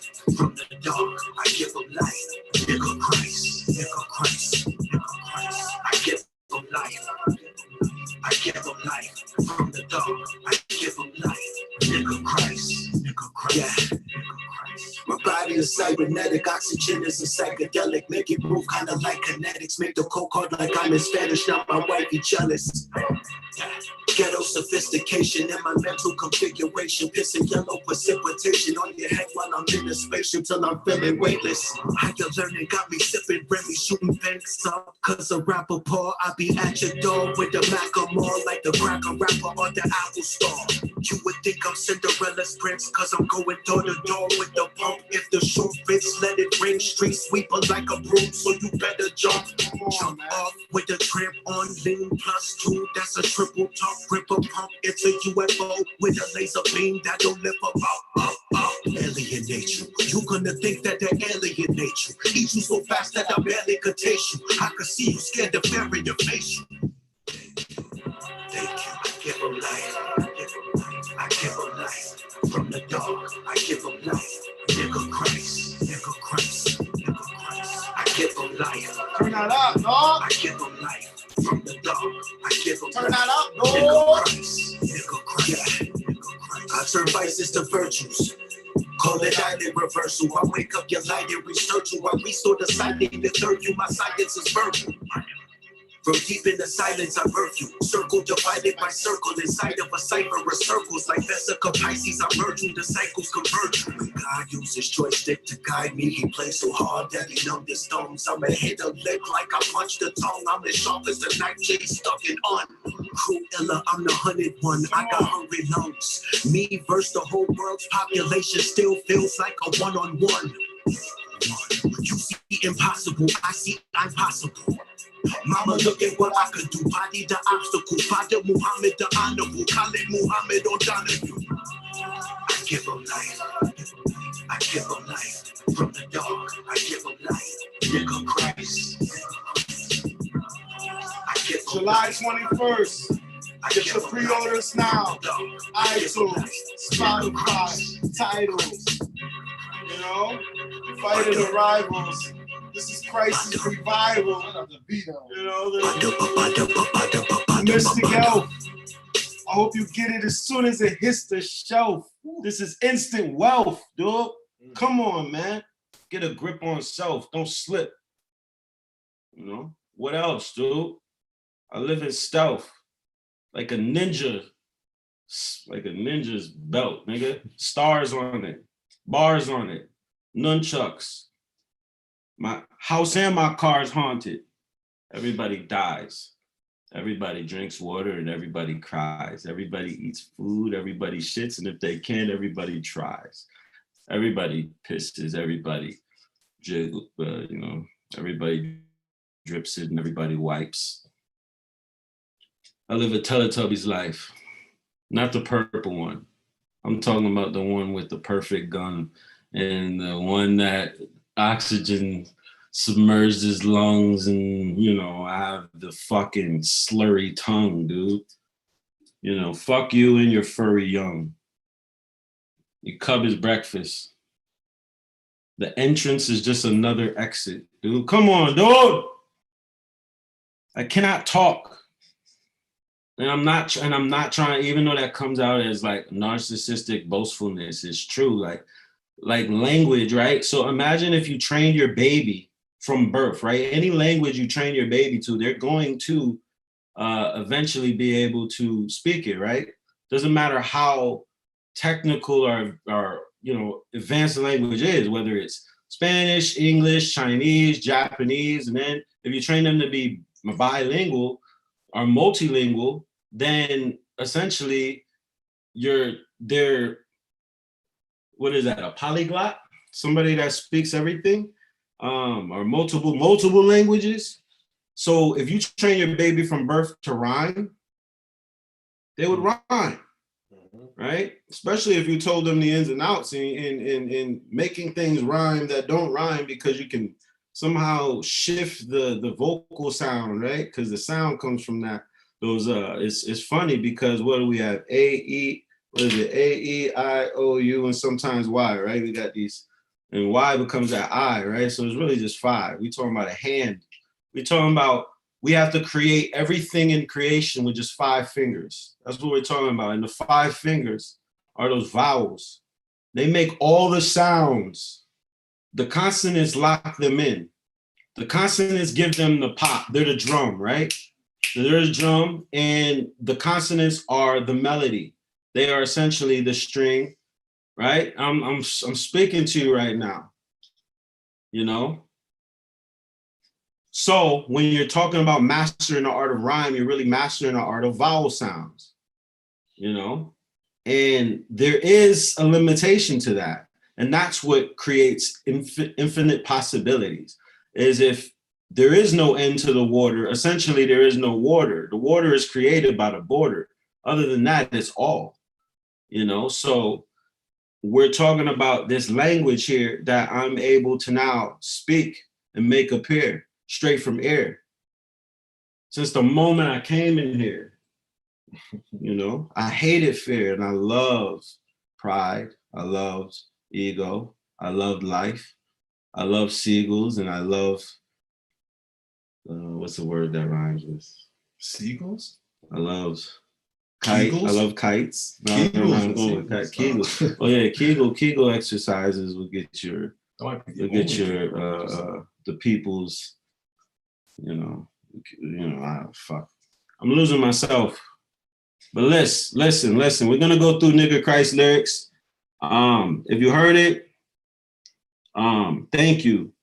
If you heard it and you loved it, share it and tell people. If you heard it and you loved it and you want to support it, download it, buy it, and then also pre-order the album, because these pre-orders are really gonna help me with almost showing the world that this is possible, that, you know, this artist, because we all want the gritty. The problem with being like a authentic grassroots real rapper is that it generally comes from a real place, and those real places generally are surrounded by struggle. And once somebody becomes successful, generally those things stop, and for whatever reason, the heavens stop sending you miracles, because essentially they gotta pass them out for the people that need them, right? And I've put myself, maybe subconsciously, maybe slightly self-destructively, in a point to where I always have something to write about. And as an artist, the darkness is where you can create a light that shines and illuminates. Amongst lightness, your light doesn't stand out. And that's why a lot of us artists generally venture to the darkness, because it's a place, especially in solitude, and once you light it and you illuminate thyself, you don't even need anyone else to a certain extent. And that's when it becomes a little dangerous. And I've been battling with that for a while, because whatever you do routinely becomes a religion or a regimen. And my life has been based around getting to that zone, flow state, finding some point in the day to where I can reach flow state. For some people, that's video games. Some people, that could be cooking. For some people, it's fucking. Most people, it's fucking too. Whatever it may be, your day is usually based around what your primary purpose and whether you know it is or not. And some people are not happy with their purpose because it may seem redundant or less than something that's as grand as becoming a superstar. But those superstars need everything. There is nothing, they need an earth to behold its beauty, and they need a sky to suspend itself. And you can't really do this without people around you that have a mutually beneficial goal that contains you and that needs you And that helps you without taking away from their personal endeavors and making them feel like they're putting you above themselves. So when you're forming Voltron, you need a head, you need the legs, you need arms, you need the torso, and all of them are just as important. Some people put a lot of emphasis on the head, and that's generated the superstar, the person that you see in the forefront, guy at the front of the ministry. You might ignore the deacon or the choir instructor, but all those pieces are very necessary. And when we're talking about music, what I've noticed is, obviously for an artist like me that bases my plight off of strictly excellence, right? So there's greatness and there's excellence. My greatness will come from my excellence. For some people, their greatness is their excellence. Greatness doesn't require you to be the best. It requires you to be the biggest.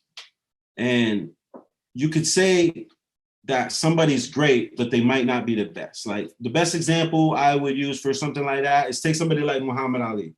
I believe that not only Muhammad Ali is the best, the greatest, to be very specific, the greatest boxer, he's also the greatest athlete, not just because of his technique, but because of his impact and how he was able to adapt, work with the circumstances and create a story that is the most intriguing. Like that's the greatness. It's the totality of everything contained in that one entity.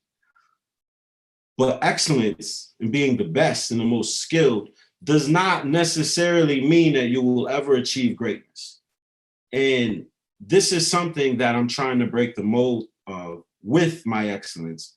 And I assume if you're watching me and you're still on here, you're going through something similar to where you're trying to work from a level of authentic purity.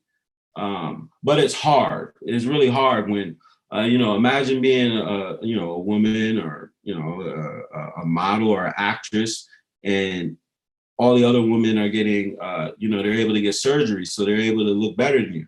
Or imagine if you're trying to be a bodybuilder and you're the only one in the gym that's not taking steroids, Or imagine if you're a rapper and you're the only one that doesn't have a budget, And that's probably the case for most of the artists even watching me right now. First of all, you're gonna find yourself in a position where you're constantly worried about waking up and encountering another artist that will render you useless, that's kind of like you, but better than you. All artists fear this. However, all you have to do is realize that there's been great artists like Jay-Z and Eminem or anybody like that has been studied and copied, and there's never been anybody that can duplicate them or replicate them, right? So understand that you are you and you'll be the only you. Also, even if there's always been a point, and there was a point in my career where I drop a song and a year later, it'll be at 3,000 plays. Now I'm at a point where in a couple hours, it'll get a couple thousand plays. But now that I'm here, I'm looking at everybody else that gets a couple million in the first couple hours, and it makes me feel the same way I felt when I wasn't getting any play. It's almost like once you're if a middle-class person in the hood is rich, but as soon as that middle-class person goes to a place where there's middle-class people, there's always a millionaire across the street. And then that millionaire can go to another neighborhood with millionaires, and there's always somebody across the street that has more money than him, and you become the middle class no matter where you are. So hip hop and trying to achieve greatness is exactly like that. Let's make one thing clear though. Whatever you visualize and whatever your goal is, your body, your mind, and your language and your tasks and the way that you perform will follow that. So if your goal is strictly to be the nicest and you're not becoming famous, then you got to understand that that's because of what you visualize. All of the famous people, all of the most popular rappers are all people who want attention. Primarily, more than likely, these rappers that we're talking about, Jay-Z, Nas, Eminem, their rap ability became what they used as their frame of reference for their pride, their ego, for them to be able to be popping. Like, it was probably more important for them to become millionaires and famous people than it was for them to be excellent. Even though Eminem is still somebody who clearly strives to be great. Jay-Z did an amazing job on the J Electronica. So these people are still, I guess, advancing in certain ways, but they really don't have to, because I don't think that was their goal. Maybe Eminem was. Jay-Z, though, it makes it very clear that he's confident to a point where he knows his technology and his car engine will win him most races. So he doesn't ever take it out. He just maintains and gets his oil change.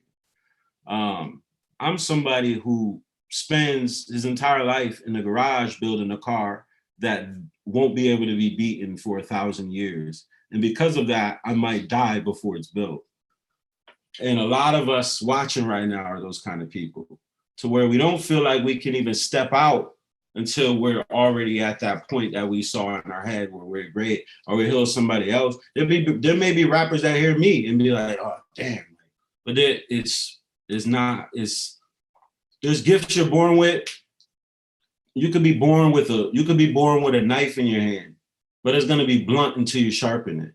And you can either cut butter or you could cut steak. What do you want to do? These are things I never said.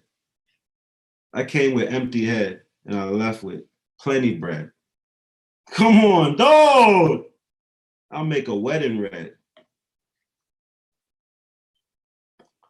I never sleep. My head's an embedded bed. I walk and talk. My farts are art. I'm hardly smart. I'm the art of Vark. You know the Arthur. Was he an anteater or an aardvark? Is it the same thing? Either way, I'm a card shark. You know. And I own a car park. I own a car park. About 100 cars parked. I can loan you car parts. I can make your car stop.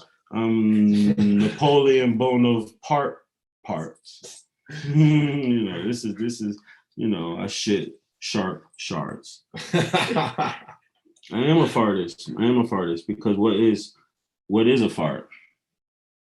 Let's talk real here. It's a flatulation. It's a reason why it's opposite of your head, because those are like toxic fumes, methane gases and things like that. Like, they're the gas that couldn't get absorbed in your blood without, you know, poisoning you. You let them out. I don't like that the body makes them, you know, smell like that. I wish that there was like an internal mechanism to where it freshened it. You know, maybe we can create like some kind of ass filter.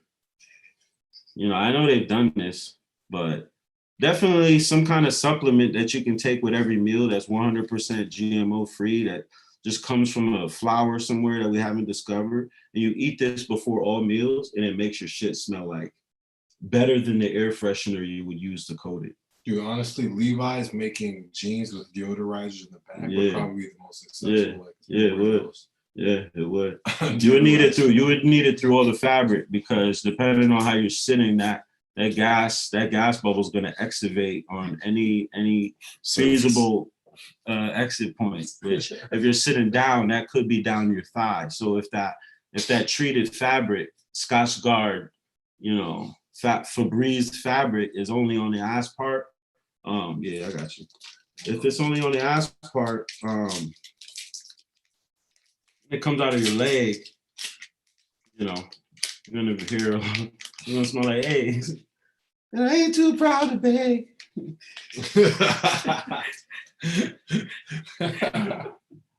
You know, the microbial working in your gut. Yeah. So there's also the thought that the things that we consider, I guess your body has a mechanism that can distinguish between freshness and something that's toxic with smell. And things that smell and taste sweet are almost internal mechanisms that can entice you to eat them, telling you that they're of health. And things that have a stench from them are signals of death, essentially. As far as Man, what the fuck is he talking about? Oh man, you gotta New fan. look. I'm talking about it all. Everything leads to wherever it's led. The pencil is led.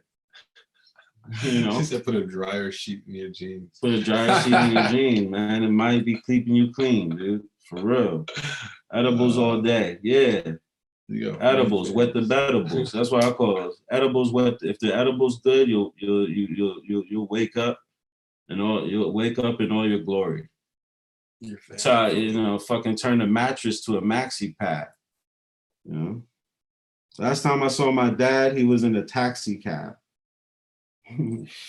Yo, I see some more pre-orders coming in. Put your brain emojis up if you got that pre-order, if you're ready for that July 21st drop. Huh? Yeah, look. You know, the team always got to keep it structured a bit. You know, if they see me, what they think is a point that I'm going off the deep end, they always come in and, you know, make sure that I give you guys the pageantries and the pleasantries. Listen, but the reality is, even the fans, even the people that are watching right now that are fans, I mean, everybody's a fan. I'd assume you're taking time out of your life because you actually care. But you guys have probably been waiting for this and been truly involved in this just as much as we are. So we want to make sure you guys have it, because realistically, it's just as much belongs to you as it belongs to us. There are fans on here that I've seen every day on Cambatta's page, every day commenting, showing support. A lot of people on here talk shit, and you guys are right there to get on their ass. So on top of that, I just want to piggyback that and show y'all love. Appreciate y'all supporting. Get that pre-order. We in the building. Put them brain emojis up, man. Put them flames up. He said piggyback that. I said, give me cat, kitty cat, kitty cat rap, litter side rap, boy. You know what I mean? I shit in the kitty litter, man. And I'm filling it with the glitter. Yo, you should definitely mix glitter in your kitty litter so it gives it a little sparkle. Dude, they actually have a kitty litter for kids called Glitter. And it's kitty litter glitter where this shit looks nice. That's actually a product. Wow. We need to make the song. Yeah. Yeah. With what do they call it? With kitty glitter, your shit'll shimmer. You could fucking, yo, Gigi. Yo, my sister Gigi, yo. Listen to me. I have two sisters. Shout out to Gigi and Mama. And definitely when Kobe made his transition, like that name Gigi, it just rung a bell with me. And one of my main struggles in my life, especially in the past couple of years, has been communication with friends, fans, and family. It's been very hard for me to connect with a lot of people. For reasons unbeknownst to me, I feel like there comes a time in everybody's life where they reach a crossroad and they have to make a choice on whether they're going to go, what they're going to do in their life. And for a man, it's a crux point that becomes real hard because you're facing, you know, keeping up with reality and the Joneses. And should I start a family and get a more structured way of living? Or should I continue with my pursuits and passions, which ultimately offer a life that is sometimes less stable? And I've been, throughout my life, it's been a spiral effect for me, using music as a coping mechanism, to me using it as literally a fully involved lifestyle. Things outside music affect me heavily in ways that more people who are into the social realms of things are probably a little bit more used to and desensitized to. Simple arguments, even seeing certain pictures will affect me differently, just because of the way that I live my life. And I say that because I know there's people watching that are my friends and my family. And if throughout the past years, I haven't been able to contact you or respond to you, or if I've ever seemed to left you hanging in the midst of a communication transaction, just know that my lack of communication is not because I can't or I don't want to, or it's not an act of selfishness. Literally, these things are hard, man. I go through dialogues in my head. Everything is extreme anxiety. That's why I am who I am, right? So even the observation and the obscurities of my rap style come from me observing every minuscule thing about everything. The facial expression. It's hard for me to watch movies with any bit of bad acting because I can sense all cringe, and that comes out of fear and anxiety. Almost like you wake up in a laboratory and you're looking around at everything. You're looking at the doctor's suit. You're trying to notice the eye color, the hair, the shoes. Where am I? Everything. Where am I? I'm in a bed. There's tubes in my arm. What is around me? Machines are beeping. It says 126 right there. It's Wednesday morning. What's happening? And what this ends up turning into as a kid is just somebody who makes a lot of analysis, right? And it offers me a wide range of internal compass, right? That's why my rap sound like they do. You hear that, bro? Like white sound. That's me? Nah, so Yeah, bro. Fuck, man. Listen, like I said, man, it's been the last couple of years, like I've been really into trying to change the life of myself, my loved ones, and my friends. It's also a bit of internal guilt and then internal reflection. Like when you've been doing something so long and when you talk to people and you have the same answer every time, it starts to get to a point where, you know, I've been telling people for years, it's like, yo, if you talk to me, yo, Cam, what's up? I'm rapping. I have literally, I've stripped my character and my life down to me being somebody who bases his life around just obscurities of language and words, man. Literally, that's my life. Even if I'm not writing every day, I'm constantly in an observant state to where I can have something that will later on, once I get to my little cubby, I can have something to write about. It's kind of like a kid who, once he senses everybody goes to sleep, he runs downstairs, goes straight to that refrigerator, grabs a couple extra ice cream sandwiches, smuggles them to his room, eats them under the covers, balls up the little wrapping paper, maybe hide it in your fucking book bag and throw it away in school because you don't want nobody to know that you was sneaking extra treats. That's exactly how I approach rhymes. It's like I experience life in a way to where I'm half in and half out. So I always have that in the tank, in the aquarium, outside of the aquarium relationship with every moment. So that way I always have that that internal dialogue to where it's like, all right, wow. There's always a moment to where it's like, all right, I'm in the party, right? And I'm here, you see me, right? And I could be in my zone. I could be in the flow state of the moment for a while. But there will always be a time where you won't see me again or you'll notice me. And I'll be like Terminator when he walked into the bar. Remember Terminator 2? He walked into the bar and there was that song, I don't down, where am I down to be? Where am I started with this on? It was like that. You really remember that? Yeah, he walked in and you see his eyes and it's like every time you're in his consciousness, it's like right? And that's literally what it's like for me. Blowing everything away. Yeah, minus the structured walking, which I do like walking like that. It is that, like you're just sizing everything up. But you could take it to a certain degree where you're always the most conscious in the room. That gives you power. So if you're ever in a room and you're not with me, right? Because I'm always the last one to sleep. Right? So if you're in a room and you're not with me and you do the same thing, just know that I'm doing it too. And we'll be two people in that room that have power over the observation of that moment. It's almost as if I feel like the moment wouldn't have happened if I wasn't there to experience it. Wow.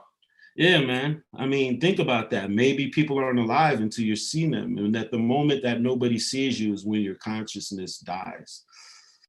You know, maybe at every given moment, you're on somebody's mind, right? Throughout all the connections you make.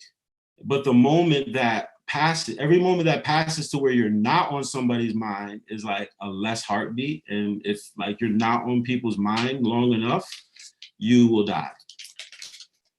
You know, listen, do you ever plan on doing a collab with Jerry Benton? I've been on a couple songs with Jerry Benton, actually. I was on one, I forgot the guy, I think his name is Donnie Dark. It's a kid who he got a feature for me and Jerry Benton on the same time, and this is like 2014. The song never came out. Yo, if you're watching and we have to do like a fucking feature or anything like that, and I haven't been able to get to you, just know that I'm thinking about you every day. We're trying to get to it. It's been extremely difficult for me to do anything. I have so many, like when you're preparing for an album, the reason why people get fucked in the music industry is because putting out an album is like giving yourself a PhD level college project to do, that your whole graduation depends on you doing this project. The problem is you have to fund it yourself and you have to be responsible for all of your dates, right? So I have a team around me that helps me with whatever I do. However, they can only move if I have something for them to do. And so you have to have a team around you that understands you, but they have to also see that you're not being lazy, you're being progressive. It's just that it takes longer to build this program. But I would say that luckily, as much as I'm not a disciplined human, I'm a very passionate human. And I think when you really want something, eventually you're gonna do what you have to do to get it done, even if you get up late. You know you gotta go to school. I was late to school every day in high school. I was famous, always. And these kind of things are metaphorical, holistic qualities that happen to people throughout their whole life in everything they do. So if you're a last minute person, you're a late person, your body and spirit knows, and it's functioning based around you being able to achieve things at the last minute. So no matter what, you can't lie to yourself. You can't lie to your soul. So if you know that you only work in the clutch, you only work in the fourth quarter, then you coming into the game anytime before that, your jumper's gonna be cold, basically. Do a song with Cyrock? Absolutely, man. I actually just saw Cyrock not too long ago. And I definitely want to get something working, man. Like I said, it's hard for me to sometimes collaborate because it's like I get so preoccupied and engulfed in my own work, and it's hard, you know, because at any moment, my pen is, when your pen is sharp, it's gonna slice whatever you put it on. There really is no holding back, you know what I mean? So once we get to it, if we gotta get it out, it's gonna come out, whether it comes out tomorrow or a week later. Just hang on, because you're gonna get the best version of me at that time, and it's gonna be also the most profitable, beneficially, mutually. So just hang on there for me with some of these collabs, like whether it be somebody bigger, somebody you know, smaller, everything. King Los, I would love to do it. So I think King Los is one of the ones. There's a few of them, man. There's a nice list of superheroes, people that are just, you can just tell their brains are just hyped up, man. You know what I mean? I'm definitely not the only one. Make sure you guys let these people know if you're fans of them as well. Yeah, that's the way this works. Let them know that we're here, you know what I mean? Like, you know, everybody works at their own pace, they work in their own way. And we all may not just be on each other's radar at that moment in time. So if you feel something musically that you love, tell the people, tell the artists themselves, you know? Yeah, like the music is yours, just like it's ours, you know? So basically what Deuce is saying is, if you want to see me collab with somebody, hit them up in their DM and say, yo, just like you're saying right now,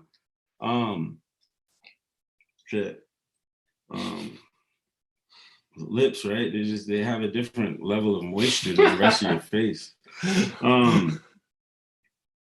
Basically what Deuce is saying, if you want to see me collaborate with somebody, hit them up personally and just get on their nerves. Just keep it, because it's just the name recognition is why companies like Coca-Cola and Pepsi spend millions of dollars on billboards because they know even if you don't fuck with them, even if you try to ignore them, if you see it, eventually you're gonna get used to it. If you walk into a supermarket, that's gonna be the only one that you can associate yourself with. Imagine if you don't drink fucking Pepsi, right? But you're in a fucking other country that you don't speak their language and everything else looks bugged out, and you see a Pepsi on the shelf. You're gonna be like, damn, I don't know what the rest of this shit is, but I know that from somewhere. You know, so with these collaborations, it's funny, man. Like some of these rappers are very prideful.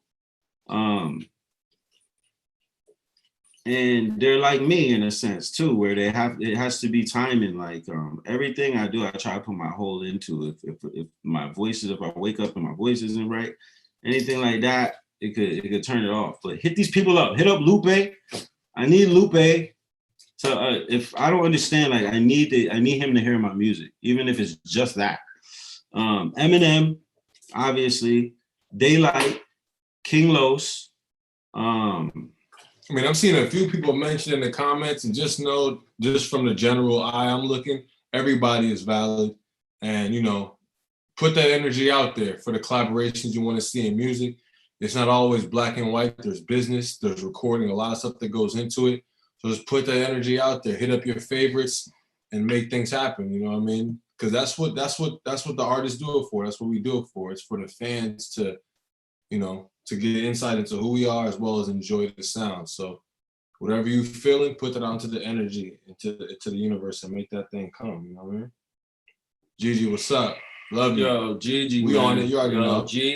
Gigi, I was gonna talk about that. That's my younger sister. She's 5 years younger than me. Like she was there. She's seen everything I seen growing up, and we experienced everything together.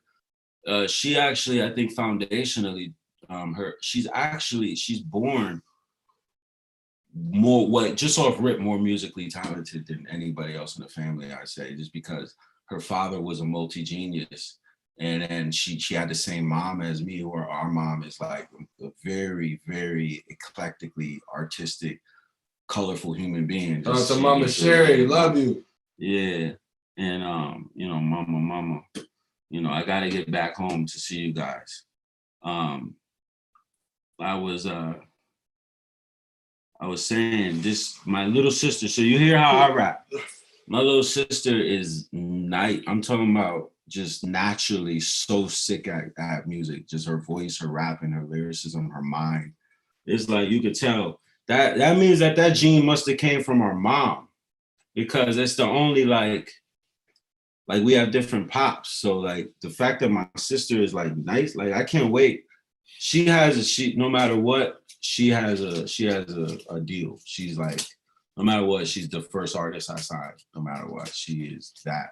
Once it comes down, G, we're gonna once you're ready to make that album, the team is ready. All on board, same shit, you know. Yeesh. And y'all hear my sis, dude? Woo! GOAT level. This isn't liquor, this is roots. Shout out to Mello Music. Shout out to Nigga Christ. Shout out to LSD coming out July 21st. Shout out to pre-orders, which are available now. You can see the video right now on Mello Music on YouTube. Sorry if my face looks weird when I smoke. Sometimes I'm not aware of what my lips are doing. I'm like, you know, fucking shit, dude. Because I notice things about people. So when I do things that I would notice if I wasn't me, I'm worried that other people are noticing what I would notice. And if they're thinking about it the same way I do. However, when I do see people do strange things and I notice it, I don't hold it against them. Even if it's cringeworthy, I tend to like that person even more, because it shows a level of humanity, man. And I love the internal glitches we have. Gigi shares that too. I could be on a city bus where she would be like 5, I'd be like 10. And she'd be like, yo, Cam, don't that person look like that? Or this, she's so sharp with that shit. But yeah, anybody who I'm associated with, anybody listening to me, anybody that feels what I'm saying is probably a very similar minded person. Like there's this aspect of realization that, fuck, we're on Earth. Like God damn, like this shit is mad weird. And for you to be able to observe this and say it's weird must mean that you're coming from a different place. The fact that we even have to adjust to this reality and learn how to interact here, learn how to use our bodies. It's like, you ever see a fucking baby try to walk, or just like, they're just, it's clearly like this, I guess the environment, the situations of the dynamics of this reality, like your spirit has to get used to that and get used to wearing this suit, which is like learning how to ride a bike. It is, you're trying to control a robot while you're in it. You know, it's like, oh shit, like, and then everything appears in mind, transparent, fluid, and unseen, and there's no warning. It's like I'm just talking and pulling it directly from the ether without hearing. When I'm in straight stream speaking, like right now, I don't have any time to think of the words that I'm gonna say. I guess I have some kind of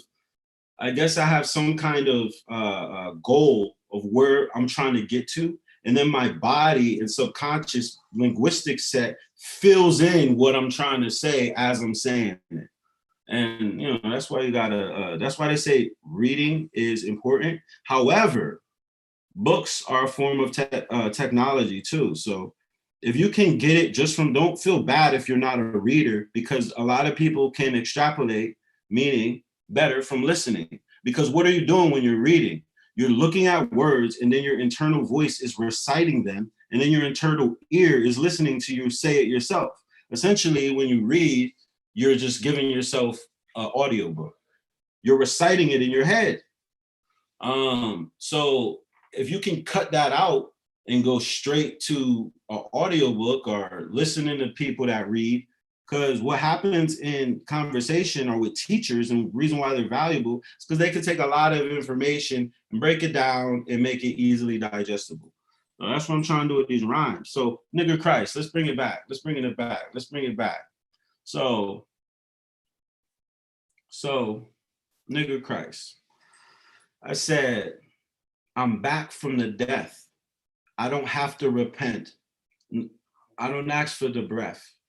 Life is a fuck, man. Play that shit for one more time. Oh no, I gotta play this shit back, dude. I said, I'm back from the death. I don't have. Put your flames up, life is a, nigga Christ. But and I feel like the last one is next, but they knocked me down. A nigga's just a king without a crown, right? So a nigga's just a king without a crown, right? That's as literal as you want it. You say, I'm so hungry, I don't need to speak. I let my stomach growl. You just wonder how. I'm so hungry, I don't need to speak. I let my stomach growl. You just wonder how, meaning that when you're hungry, the hunter must be hungry. That's why they both have that hun in the front of it, right? It's hunger is not starvation. Hunger is energy. Hunger is drive. You need hunger. You should always be hungry, right? Because it changes your experience. It changes who you are. When you're eating and you're comfy and you're satisfied, you don't hunt, you know? And that's why you need hunger. I'm so hungry that I don't have to verbalize my need to hunt more than a growl from a stomach, which is always the sign of a predator before he preys. It's his growl, it's the roar. That's why they say your stomach growls. It is the internal animal asking to eat. It's, yes, master, I'm ready to hunt. That's what the stomach growl is. I'm so hungry, I don't need to speak. I let my stomach growl. You just wonder how. Now imagine if you had so much control over your hunger, you could then direct and control your stomach growl to verbalize things. You know, it's normally like, you would need to have a real routine diet, because that's just chemical reaction. That's just the toilet boiling trouble. That's mama's cauldron, you know, steeping and whistling. You know, so I'm so hungry, I don't need to speak. I let my stomach growl. You just wonder how. Melanin Lord. The sun is my energy source. Head full of thorns. I don't know what the fuck I said. Head full of thorns. I'm stuck in this 21st century war. Lucidly thinking. Lucy, the juice that I'm drinking. So Lucy, right? So we're talking about Lucy. We're talking about LSD. Lucy with the sky diamonds, LSD, right? So Beatles made that popular because it was a song that they wrote on LSD. And most people didn't know Lucy with the sky diamonds is literally an acronym for LSD. Lucy is also Lucifer. And Lucifer is the bearer of the light, the illuminated one, right? It's just another aspect of Christ. Lucifer is not Satan, right? Satan is not this. We're talking about just different levels, man. Satan is Saturn. Satan, yeah, Saturnian. Of course, the people who use these tools just kind of pervert it and make it bloody, you know. And a lot of y'all fan-wise, you guys understand these topics, and that's what makes you fans. So when you listen to this album, you know, Cambatta is definitely gonna go back into these subjects after you guys hear it. You know, we want to prepare for what is coming, you know what I mean? So we're gonna talk about it lightly here, but I want y'all to hear the music and then talk about it, because that's really when you're gonna understand the thought process about what's going on. Yeah, yo, definitely, man. Definitely send me all feedback too, like your favorite bars. This is all field testing. This is all beta testing. Essentially, your feedback is like, imagine you're talking to the fucking tech team, the IT team, and we're creating a new software here. I guess you guys being the beta testers, like, I would need to know what glitches are there for me to perfect the codex. So, however, there is a difference between critique constructively and just outward hate. I love both of it because even in the hate, even in the lie, there's truth, right? You really can't. It's very hard for the human to truly lie. And I make observations of myself and almost to prelude or predict what other observations are going to be made, kind of like to 8 Mile Eminem myself. It's like if I see and think the worst of myself, once other people make these same observations, I won't be so surprised. However, it's as if it doesn't happen like that. You know what I mean? I guess at this point in my career, if you've heard of me and you listen to me, you probably like my music. It's not gonna start the hate and just the reckless feedback doesn't really start until you're pushed in people's face and you're popular to a point where they see you whether they want you to or not. But if your restaurant is a little cut, it's a little nook, people ain't even gonna be in there by mistake. And that's kind of what my music has brought. So I really thank you guys for your love. You know, if I'm not always pandering to you guys, because I like to just strictly speak from my heart. And Josh Thomas, Shy said, don't push too much, meditate more, stuff like that. I would say I appreciate that. And I definitely, when we speak to each other and we're telling people about our lives, we may, I guess, compress or condense the experience, and whatever emotion you get from what I'm saying in the time is all you have to kind of look into my life. But it's not all tears. I would say it's it happens like that, and I say it like that, I guess out of guilt, because it is like you do get the feeling that you're this lucky kid who gets to skip along the pastures while everybody else has to trim the crops. Especially with this kind of lifestyle. I mean, hip hop lifestyle is the most sought after lifestyle there is to ever have. Athletes have to fucking practice twice a day. They're like literally like, yeah, they're rich, but how much enjoyment is there? They're working. Even like musicians or actors, like they're really working. a lot of these rappers that you see, they're freestyling in the booth. Most of their time, they're just getting drunk, smoking weed. You know, you're on the stage singing your own songs. You're in interviews, half awake, just saying whatever comes to your mind. Like, it's just activity-wise, it is the laziest lifestyle there is. But I will say that it's the most sought after because of that. You get the most money for the less work, if you make it to that point. But hip hop, because it's the most feasible form of musical art ever, right? It is the most done. It is the most repeated. So you really have to separate yourself. And the best way to do that is, the best way to do that is to, can you look at it from your, what are you putting in there? Put a comment, pre-order LSD. Yeah, just, it's up there. Okay. You can keep going though. Yeah. Fuck, man. Yeah. If you fuck with my music, I fuck with you hard, man. Like, I hate to use that combination of words. That was me being lazy, honestly. I apologize for that. But if you know me or you knew me, I'm still here, man. But understand and think about our relationship, and just know that at all points I was there.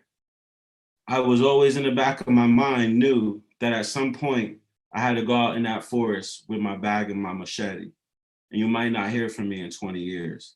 Sometimes these things feel like that because there's this urge inside of you that's unexplainable.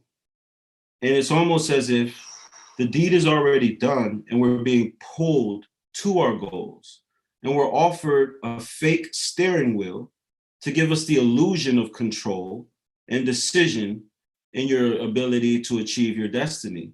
However, it's going to happen whether you want it to, because the universe, who is more intelligent than we could ever imagine, probably wouldn't leave it up to you if he knew that a lot of other things depended on you. So some of this health, some of this gifts, songs, words, energy, like we think that, and we're helping it, you know, while the car is going, oil the wheels, oil it, keep it fresh. But it's almost like you'll see the healthiest people die young and the sickest people die old. I mean, COVID dropped, man. Like I expect to see homeless niggas out there is still out there, no mask, barefoot, fucking healthy as a fucking circus seal, dude. You know? So really, like you see, what is their purpose? To remind you of humility, right? At the very least, you know, visual representation of what could have been, you know, that's art. You know, I would say this is an experience that I'm going through now, and like I'm sharing it with you guys, and it just so happens it's coming out through rap. But I feel like if you can separate the fact that I'm doing something that everybody else is doing and listen to it for the unique, original, philosophical theory that I entangle in my rhymes, you will see that it's different than any other rapper that studied, researched, and then regurgitated. Like literally, I don't really study that much at this point. Like there's an aspect of once you study language, meaning, context, and etymology, you don't need to research because every word contains its meaning. And mastering language means you master everything that language is used to describe. Ta-da, bro. Bars, dude. Yo, somebody from our Cincinnati meeting was in here, Corey Wise. Remember that?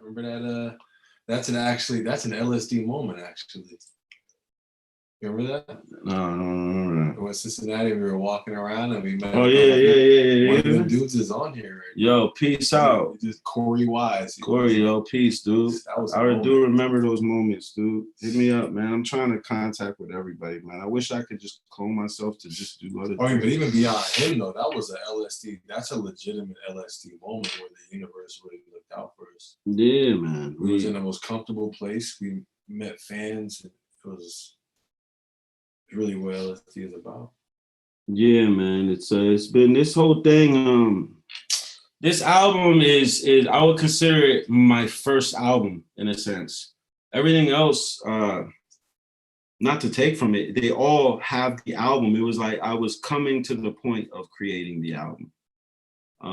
Obviously, all my side projects are albums within themselves. I'm just talking about the strictly Cambatta series that you've seen up to this point. That's why there's volumes. Essentially, it's like with this project is the culmination. It's definitely the culmination, and it should do something. Like I look back to Reasonable Doubt and Ready to Die and these amazing albums. Dark and Hell is Hot. Hold on, I gotta restart that. We about to play the song again too. Actually, got a bounce ass. Oh man, can you reconnect that, bro? Yo, I appreciate all of y'all, man. Yo, yes, yeah. Man, peace. Yo, peace. Apathy, bro, peace. Jesse, Cecil, dude, what's good? Everybody, man. I can't believe it. I can't believe it. So I must achieve it. I'm gonna eat it. If you don't, better leave it. I'ma feed it. Rising like a phoenix. Vision through the zenith. Dirty, I'm the cleanest. Venus. Venus was Venus. You know. Look, man. Let's get back to the matter at hand, man.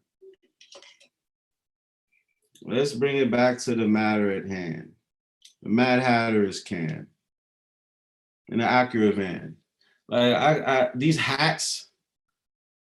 See, what is this contraption on my head that shields the top of my head from the tropics? Yeah. Yo, where's that sound coming from? Yeah, mute that, bro. Yeah, man, look. Look, read it like a book. Cook. Still look like a crook. All right, I'm rolling a blunt. Yo, ask me some questions. What are your thoughts on Kundalini energy? Kundalini is a dope word because it contains the male and the female. Kun, anything you see with kun or cunt is in relation to the female yoni. That's why I love the word cunt so much. People kind of, that name has been, I gotta save that thought. Peace. Come back on. It's like, I still think that I have to bang the TV in order to get it to work, you know? But no, Kundalini, right? So Kundalini, look at the word. It begins with cunt and it ends with lini. Like linguini or lingum, or, you know, even linguistics. It's about the tongue, which is essentially phallic, right? And then kun is the cunt is the fucking vagina. So that's why it's, I can't give you too much cloth because I'll basically be giving away the. See, I have songs that are coming out that are about these things. I have songs that come out that explain the Kundalini in a sense. But yeah, it for most people understand it as like an internal energy that essentially brings you from, you know, your solid state of, you know, regular interactive reality and brings you to a Christ-like, blissful, enlightened state. This can happen through meditation, fasting, exercise, sex, even psychedelic use. It's not an unachievable experience. I believe that it's a taken for granted and misunderstood experience that everybody has a lot more often than it's explained. It's kind of like how people trivialize and complexify meditation. Anytime you see a yogi guru or anybody that practices and sells meditation, a lot of times they're giving you functions in different forms, kind of like, you know, like a martial artist instructor would. They're giving you the book. However, it's kind of like a pharmacy or a nutrition shop. Like they can't really bank it on you. I mean, you can have an apple and an orange tree and get all the nutrition you need. You don't need all of this shit, all this CMOS, all this shit's cool. This is extra though, because if based on just logic, you're born around everything that you can survive with. You're not gonna have a soursop tree in your fucking backyard if you live in Manhattan or you live in certain climates. Different fruits and shit grow different. Like sea moss is something that we couldn't even fuck with, you know, until at some point we knew what it was. So with meditation, to me, the easiest times to meditate is upon waking up in the morning and before you go to sleep. Your body's already in that relaxed state. It's already preparing to transition. And you have that sequence, that lobby time, that waiting area time before you sleep or before you open up your eyes upon waking, that you can really take advantage of some cool hypnagogic visuals and abilities to achieve like meditative states at those points. Kundalini is the same thing. We reach Kundalini a lot. You know, I guess once it's verbalized and described, you see it as like this magical thing that makes you like fucking levitate. But not everything is that gratifying. You know, I think subconsciously we relate everything to the orgasm, right? I remember even the first times I took a roller coaster ride at an amusement park, before I had sex, I assumed that an orgasm would probably be similar to that, or similar to how it feels when you're in a real deep laughing fit. Like you know, when you're a kid and you see something or hear something so funny that you're in an uncontrollable laughter state. These points of pure bliss are what is the most sought after experiences. So with Kundalini and these things like activating your third eye, all of this stuff, man, people are looking, they're trivializing and over complexifying it. Humans all have magic. Like there was a point where I didn't know, like when we look into people who are schizophrenic, shout out to anybody who is schizophrenic. And there's a while that I thought that I had some aspects of that. Because of course, when you read about these things on WebMD or wherever you're looking, it was like, damn, like I think everybody has kind of these things. I think these are people who experience things in their mind. When I hear it, like, okay, walking around, I might talk to myself and I might experience things in my head, visuals, precognitions, you know, weird imagery, bad imagery, just fleeting. Even the ability to daydream and visualize people you know with their voice, with their gestures, mannerisms. I can have conversation in my head with family members and friends and react and have them answer in my head in the same way that they would in real life. And these kind of things are things that I think some people can do, but they just don't have control over how they interact in those spaces. Or they're basically magic people that people have convinced are sick, and they're surrounded in horrific imagery. So that is what's played out in their head. Like, you know, we have mechanisms that kind of help us get over traumatic experiences. And blacking out and forgetting them. I actually said it in Nightmare. I said, what if you got molested and blacked it out? The mind of a child blocks the traumatic out. So a lot of these things that your mind might suppress and leave in the dark might be where it's best kept. You know, sometimes you go to the therapist or the rapist and they kind of resurface these things. And sometimes having a conversation isn't really good enough to get rid of it. Like, you still got to go to sleep with that shit. And some people's minds are prone to go where they shouldn't go. It's like, don't do that, don't do that. And just saying don't do that means you're going to do it. You know what I mean? So yeah, there's some aspects of schizophrenia that I see that it's like, all right, yeah, like I fuck with that. I just have a little bit more stability and control over it. But yeah, the anxiety is there. I just think that And I didn't know, see, anxiety is a very interesting phenomenon, you know, because that, even like when you're talking about the diagnosis and the explanation of what it is, if I was an actor and I had to act out a scene of somebody who was anxious, I would have to kind of make it hyperbolic, you know, I'd be,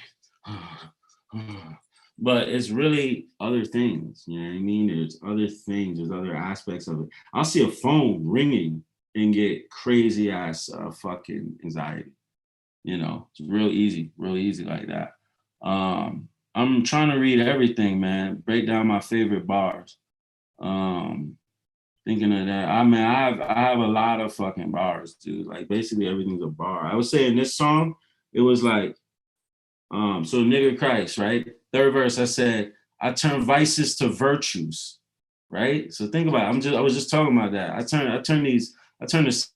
my sins to saints. I turn vices to virtues. Call it eyelid reversal, right? I wake up your light and resurge you. I restore the sight in your third view. My science is verbal. So just by hearing these factions makes you ponder them, which essentially heals them. Just pondering certain concepts opens you up to them. They're unerasable at that point. They make a permanent impression. And I said, a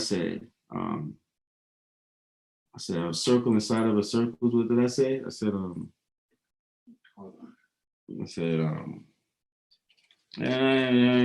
cyber circles, like vesicle Pisces, I merge you. Said some shit, man. I also said, my body is cybernetic. Yeah. So my body is cybernetic. Oxygen. Okay. You go to the third verse. I'm gonna go to the other one. Yeah, I said,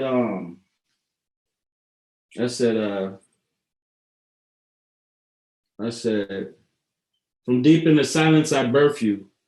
Circle divided by circle. So deep in the silence I birth you. Basically, the word comes from silence. Yeah, I have it. Until you have silence, it doesn't break the sound. In other words, a sound is dictated by you not having any sound. Other than that, it's just a continuous tone. So circle divided by circle. Inside of a cipher of circles like vesica Pisces are merging. I'm talking about cell multiplication, cell division. And because the singular cell divides, it's actually multiplying. So it is at the same time keeping all of its integrity.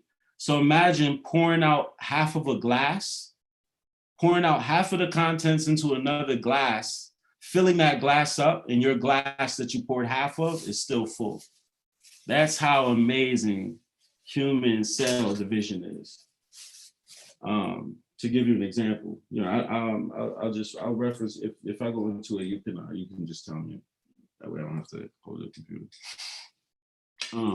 But yeah, like those are just a couple of the bars. There was another one. I said, my body is cybernetic. Oxygen is a psychedelic. So when I say my body is cybernetic, like think about Terminator, right? So, however, it's almost like we're robots, except we're not metallic. We're like these fleshy, soft carbon-based robots that don't have the typical wiry, obviously electric wiring. We're using something more malleable, more observant, and more efficient in technology. We have more, like our bodies are more amorphous, they're more adaptable than just the solid, stagnant structure of metallic. So the robot concept is kind of archaic and primitive in a sense when we're talking about technology because it is so rigid. It would have to be some kind of reactive, living, ever-changing material, polymer-like substance. And that's exactly what skin is. So however we were designed was done in perfection for you to interact in this third dimensional realm, which is why every time we project a god or an alien or a superhuman or a mutant, They always have human-like attributes just pushed up to the fucking max, which is just a human in the future. So aliens, gods, deities, they're just doing human shit, literally. We cannot even fathom anything that doesn't require what we're born with to, I guess, sense it. Like whatever's out of our realm of sense, we don't have the ability to imagine. Kind of like why, you know, dogs aren't getting up inventing microwaves, but they still live holistic lives without regret. They're not walking around depressed because they haven't built a Game Boy yet, you know? So yeah, like, I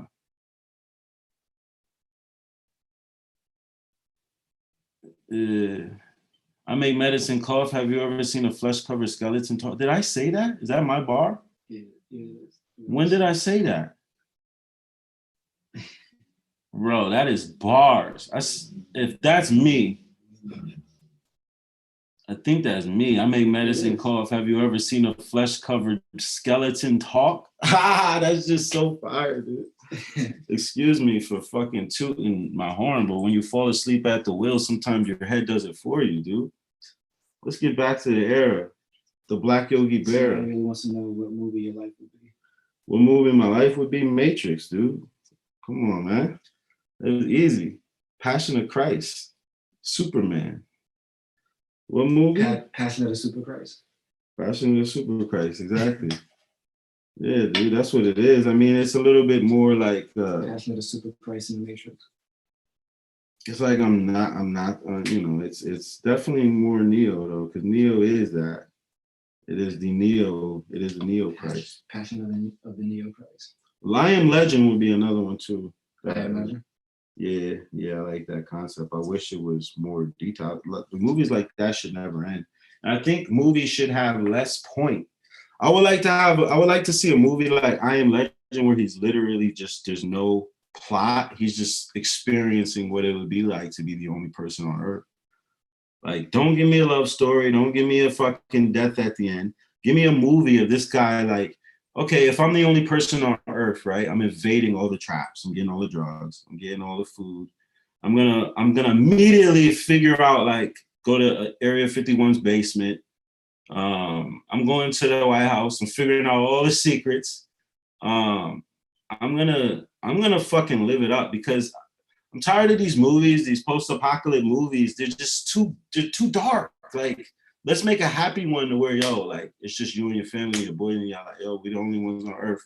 Like, yo, let's go get the drugs. We can get any car we want. Let's learn how to fucking fly a plane. We can go to the edge of, like, okay, I'm the only person on Earth, maybe a couple friends. Like, first I'm gonna figure out all the secrets, right? I'm gonna get all the drugs, make sure I'm good. I'm gonna get the best car. Then I'm going straight for the secrets. I'm going to the White House, going to the Pentagon. I'm going to Area 51. I'm gonna go to the pyramids. I'm gonna go to, you know, Machu Picchu. I'm going everywhere, right? Then, after I discover everything, I'm gonna plan my death.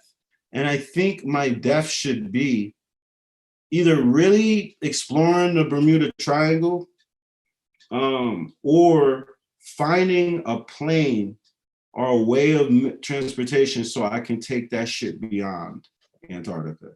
Or I can go in one direction as long as I can. I really want to see if circumnavigation is possible, if this is a globular Earth. If it's not, I would like to see what's behind the wall. Truman, that's it. If you're willing to die, that's exactly what the Truman Show was showing you. That's the other movie. That's my other life, right? Damn, that you see? My body answered the question for me. Truman Show. At the end of that, like, his whole fear, they built up fear in his head so he would never go to the ocean, because they know that like, once, if he developed a liking to be a sailor, he would eventually figure out that he was in a dome. But he had to conquer his greatest fear and be willing to die for him to make it to the end, to see that there was a wall. And if I was the only person on Earth, I would first explore all my lusts and desires that I could by myself. But after that, I would immediately want to die. I'd probably only be here, I might be here 5, 6, I don't know. I would have to master survival, maybe get into some kind of mechanical engineering so I can develop a solar power plane that's also hydro powered. I would really think it out, and I would explore the Bermuda Triangle with the agreement with myself that I'm willing to die, or I would just keep flying in one direction, dude. You know, that's what the fucking shit is, dude. You know, shout out to your new fan Elizabeth Thomas on YouTube. She said she's 61 years old. Wow, yo. Shout out Elizabeth, yo. Like, and I say wow because that's dope, not because that's you're young as fuck. Like, and I don't say that because you're not. Like, fuck, man. You decided to put the age on there, not me. But I'm saying that is a fucking it's amazing you're even listening to me. Like, there's so many people because of age, they just don't even want to get into rap, or they don't want to be on live podcasts because of the technology barrier. But yo, shout out to everybody that's a fan, no matter the age, like that. Like, literally, like, God bless you and I love you guys. Like, I don't deserve anything. You know, I work hard, but I don't expect anything out of it. That way I'm not disappointed. But I appreciate it all beyond even words. Sometimes it's hard. How many ways are there to say thank you? You know what I mean? I wish I could just cry. Like, if I could just cry right now and like melt in front of you guys, like, that's what I would do, man, because I really appreciate everything I have. Like, even though we're not up to 1 million views yet, which I would definitely love your help on that. But pre-orders could definitely help me out, man. Elizabeth said you're her album. Yeah, that means everything to me, yo. That means, I mean, yeah, dude, like, I'm just here, yo. I don't know, I guess solipsistically, it feels like, you know, like I'm looking at everything here, man. I don't know what the fuck is going on. You know what I mean? Like, I know that, like, I can validate my experience because I'm seeing it through my eyes. I don't see anybody else until I open them, though. You know? But yeah, man, you know how long it takes me to roll a blunt when I'm talking, because you know, that multitasking dragon doesn't always have his wagon.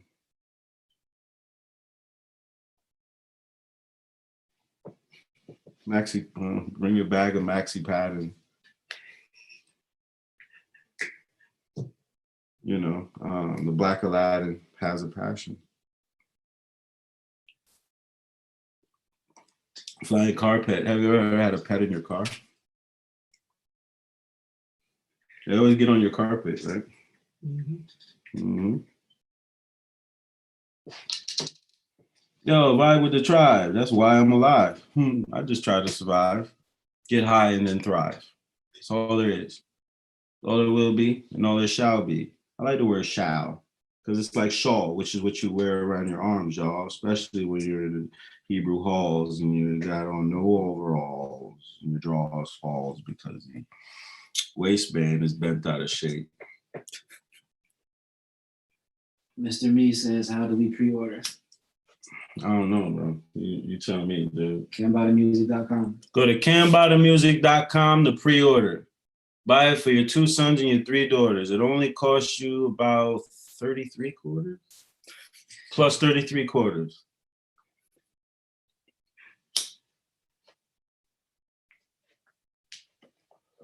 Malpractice, surgery, slaughter. Here we go. I said torpedo, bodies, files, bodies open, glory hole. I'm glad people get these bars, man. It almost feels surreal. It feels like me and the people around me are just like completely delusional people that think my rap is good, but nobody else does, and that's why, like, cause I swear, like, most shit that I hear, I'm definitely like not impressed, dude. Like, when it comes to some of our goats, like, they not holding up this, like, you, like, in order for us to sleep, somebody gotta be, you ever play that tent game? You know what I mean? Where you throw the tent up and everybody runs, I don't know, parachute.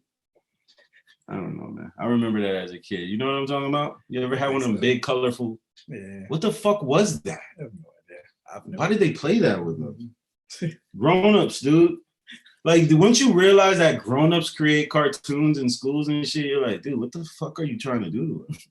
You guys built fucking Disney World, really? Like, come on, this place is strange. Like, give us cartoons and weird like fables. Basically, you're wasting our fucking time. Kids are not kids. They're humans that are maturing. Stop fucking treating them like babies. You know what I mean? From day one, like, dude, like, yo, be great, dude. Like, fuck that. Don't send your kids to school, man. Yo, shout out if you do. Like, I know it's hard. Because it's very expensive to not send your fucking. Yeah, I smoke backwoods.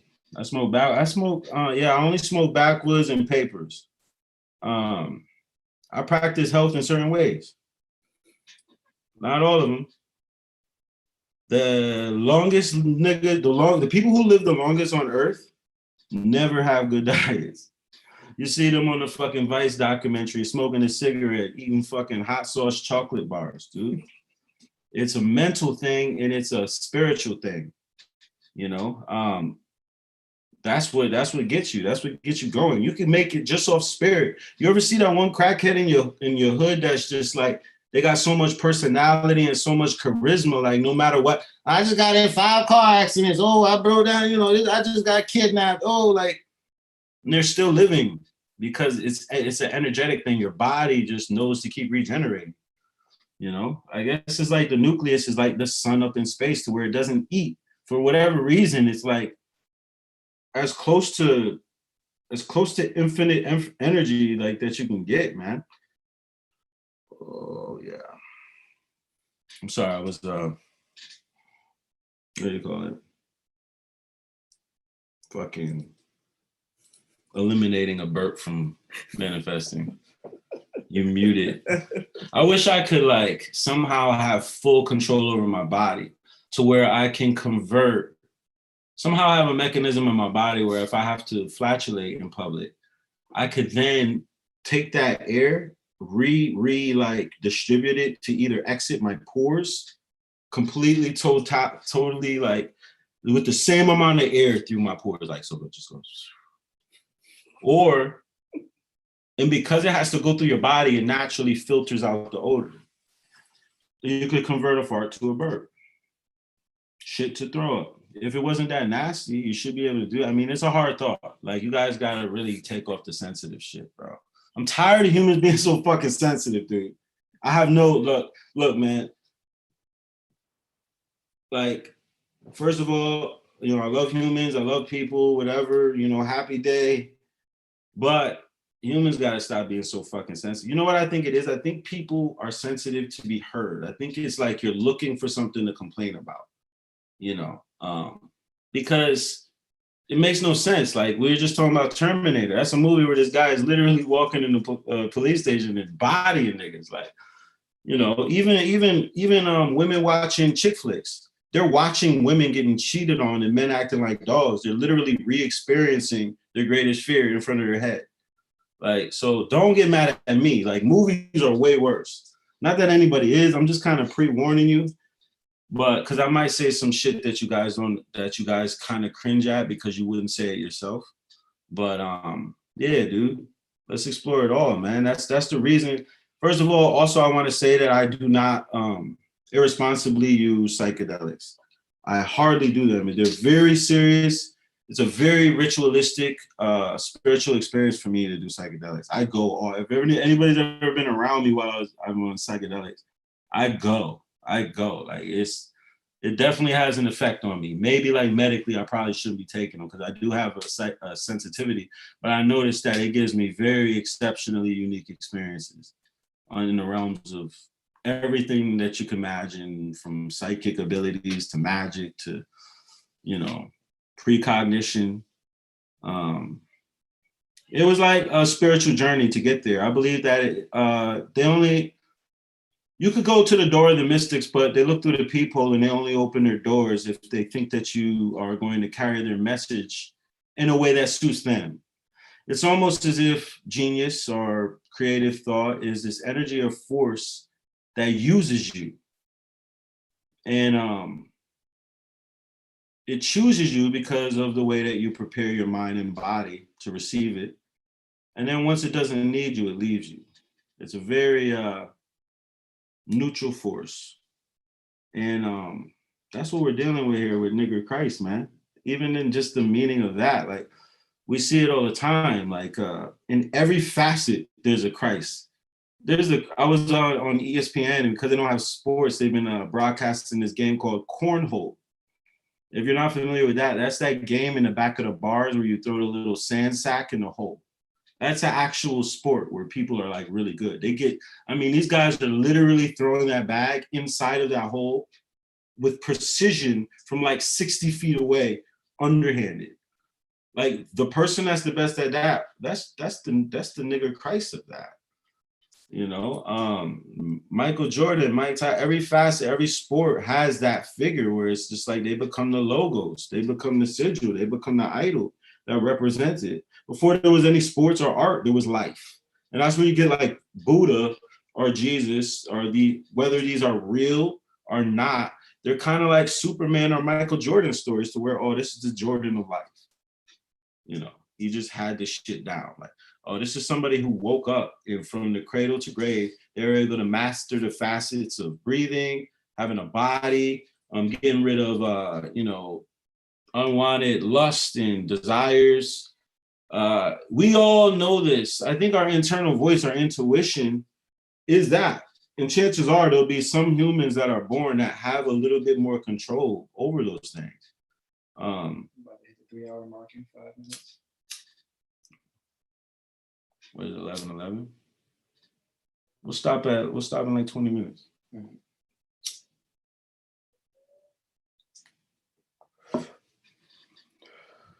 I'm also gonna add that my lives and YouTubes and stuff like that are gonna get better through time. We're gonna set this up so they're a lot more organized and regimented, so that way the communication is more balanced, they're more organized. I have a little bit more framework and structure, so I'm not just kind of floating all over the place. But honestly, I really like doing that. Like, I want to come on here and just sell you guys on pre-orders, which I still want you guys to do. CambattaMusic.com. Tell everybody, please. I still want you guys to share the videos and help me out and things like that. But at the end of the day, man, I just come on here so I could get in touch with you guys, let you guys know I'm okay, and then restore faith that I'm constantly trying to progressively work towards becoming better. And if you are artists, I suggest you do the same thing or listen to me, because I'm definitely cutting down the trail in a lot of ways, making it easier. So I had to listen to everybody I had to listen to get where I am now.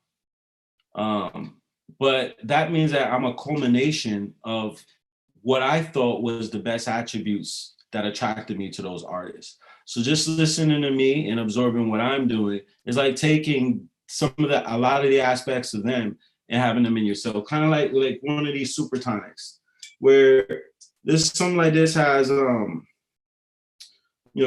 pepper, damiana, ginkgo, maca root, aloe vera, etc., etc. Each of those things on their own provide a spectrum of benefits. But together, it's like, damn, now we're talking about the Avengers.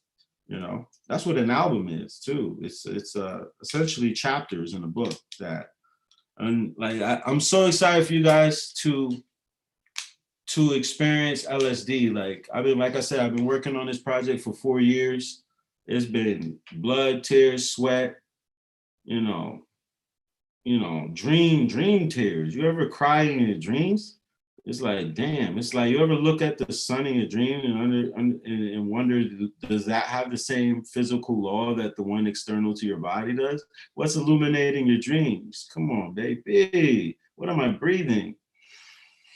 So when it comes to LSD, July 21st, my 33rd birthday in year 2020, the year of visual acuity. Now, just because you have perfect vision doesn't mean you're going to like everything you see.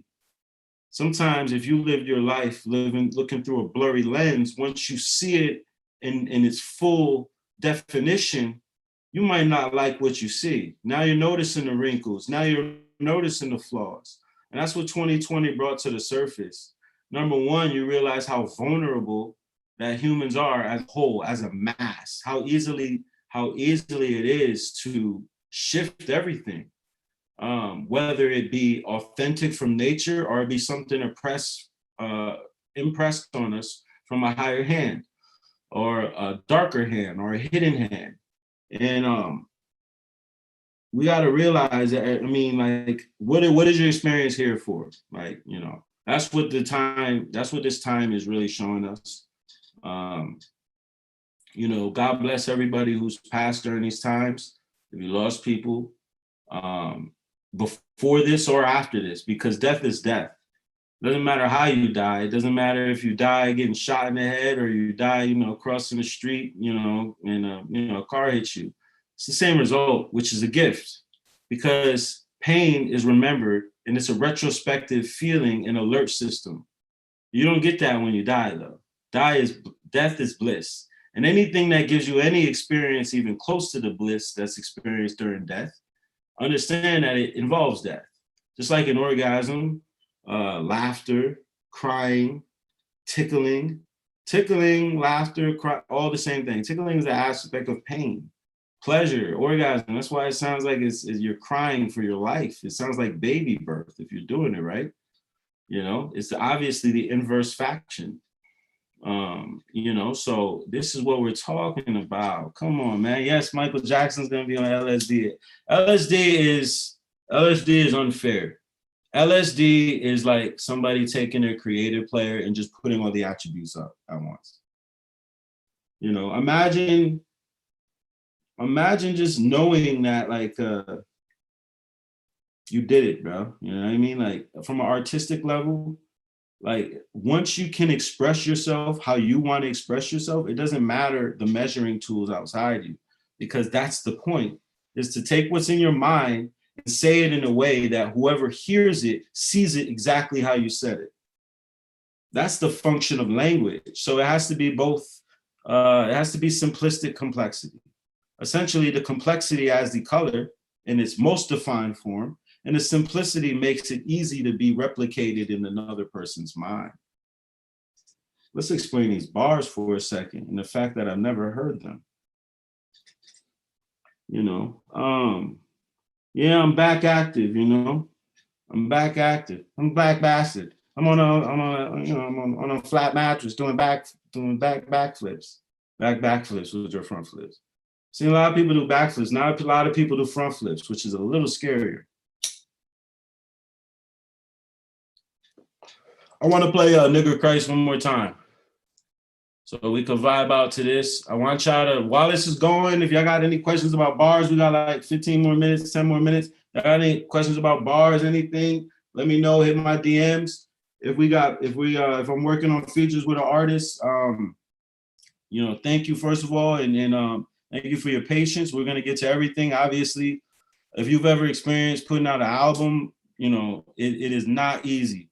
It's definitely the greatest homework you could ever give yourself. It is, like I said, it's a PhD level project that takes you all the semesters to do if it's done right. So this is Nigger Christ again. 4 years. This is the first song I recorded for LSD. Everything that follows this is just as potent, if not more.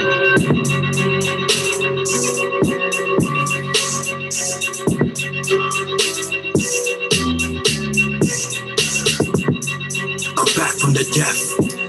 I don't have to repent, I don't ask for the breath. Life is some gradual steps and I feel like the last one is next. But they knock me down. A nigga just a king without the crown. I'm so hungry I don't need to speak, I let my stomach growl. You just wonder how. Melanin Lord, the sun is my energy source. The devil informs, my head full of thorns. I'm stuck in this 21st century war. Lucidly thinking, you see the juice that I'm drinking, hallucinate truth in its meaning. I view a computer's a dreaming, unusual humanoid heathen. Delusional even, at funeral sheathing, I laugh in a vocal of grievance. My hugest achievement is proving that music is fluid, is breathing. I give them life, I give them life. From the dark, I give them life. Nigger Christ, Nigger Christ, Nigger Christ. I give them life, I give them life. From the dark, I give them life. Yeah. My body is cybernetic, oxygen is a psychedelic, make it move kinda like kinetics, make the coke hard like I'm in Spanish, now my wife be jealous. Ghetto sophistication in my mental configuration, pissing yellow precipitation on your head while I'm in a spaceship till I'm feeling weightless. How you learning got me sipping brandy, shooting banks up, cause a rapper Paul, I be at your door with the Macklemore like the cracker rapper or the Apple Store. You would think I'm Cinderella's prince, cause I'm going door to door with the pump. If the shoe fits, let it ring, street sweeper like a broom, so you better jump off with the tramp on lean +2, that's a triple top gripper pump. It's a UFO with a laser beam that'll lift up. Alienate you. You gonna think that they alienate you. Eat you so fast that I barely could taste you. I could see you scared to bear in your face. Thank you. I give them life. I give them life. From the dark, I give them life. Nigga Christ, nigga Christ, nigga Christ. I give them life. I give them life. From the dark, I give them life. Nigga Christ, nigga Christ, yeah. Nigga Christ. I turn vices to virtues. Call it dilate reversal. I wake up your light and research you. I restore the sight and third you. My science is verbal. From deep in the silence, I birth you. Circle divided by circle inside of a cipher of circles. Like Vesica Pisces, I merge you. The cycles converge. When God uses joystick to guide me, he plays so hard that he numbed his stones. I'ma hit a lick like I punched the tongue. I'm as sharp as the knife chase stuck in on. Cruella, I'm the hunted one. I got hungry lungs. Me versus the whole world's population still feels like a one-on-one. You see impossible, I see I'm possible. Mama, look at what I could do. Body the obstacle. Father Muhammad the honorable. Khalid Muhammad on Donahue. I give him life. I give him life. From the dark, I give him life. Nigga Christ. I give him life. I give him life. From the dark, I give him life. Nigga Christ. Nigga Christ.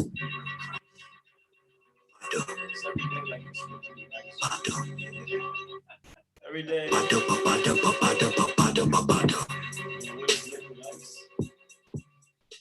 You know how we do this. We just live in life. I said, what is liquid ice?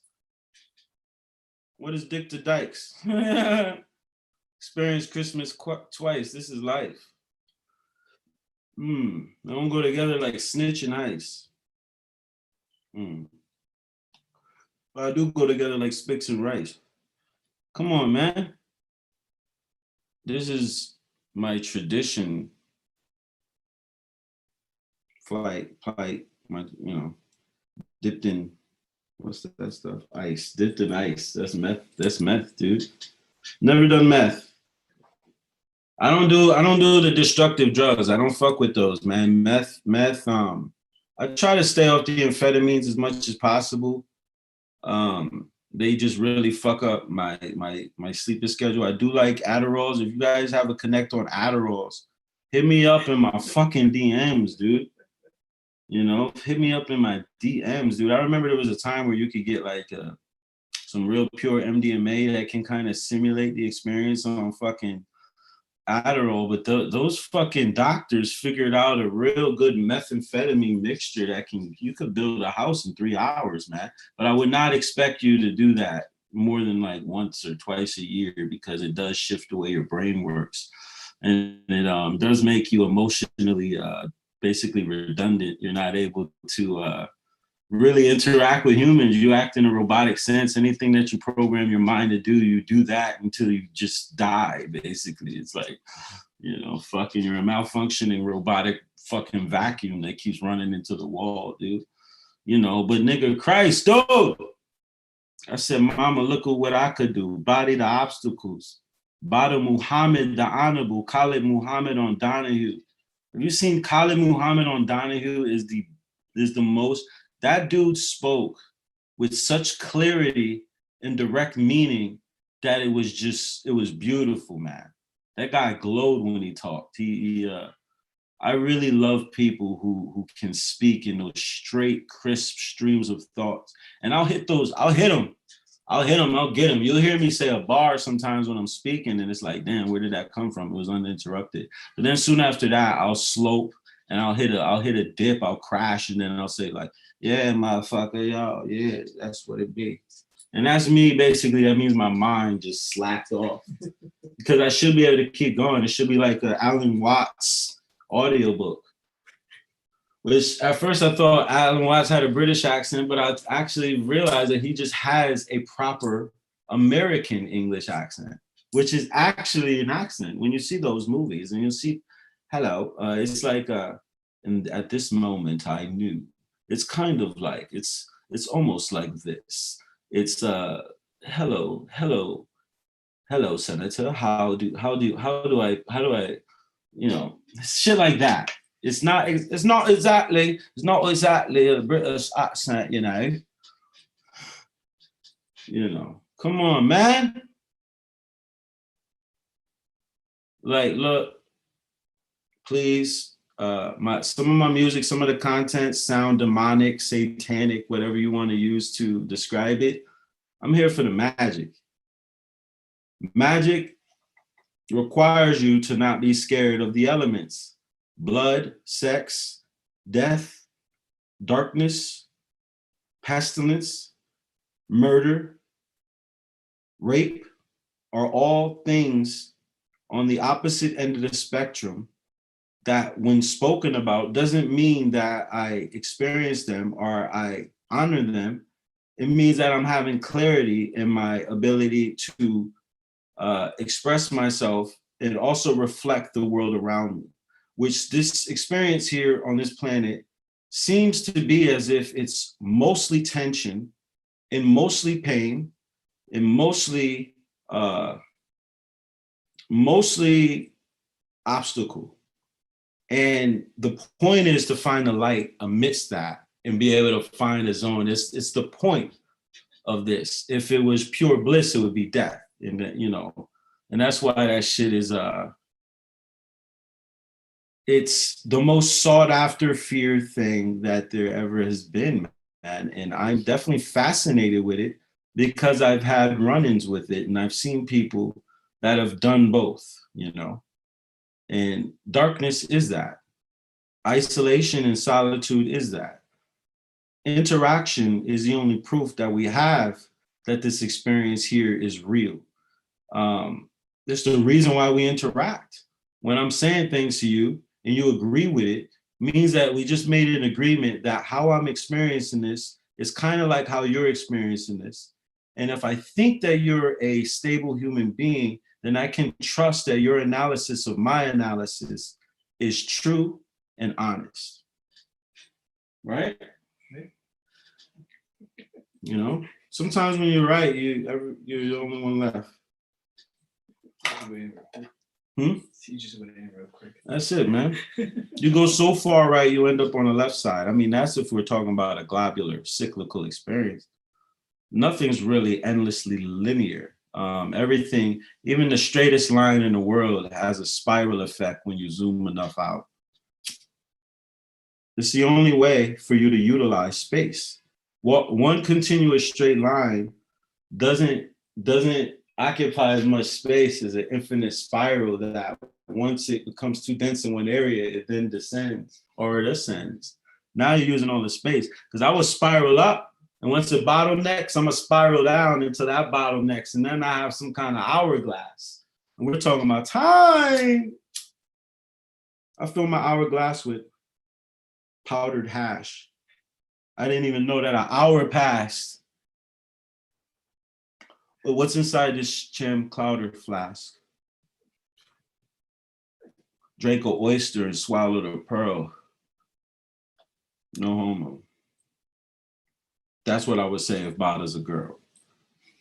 But Bada's a man.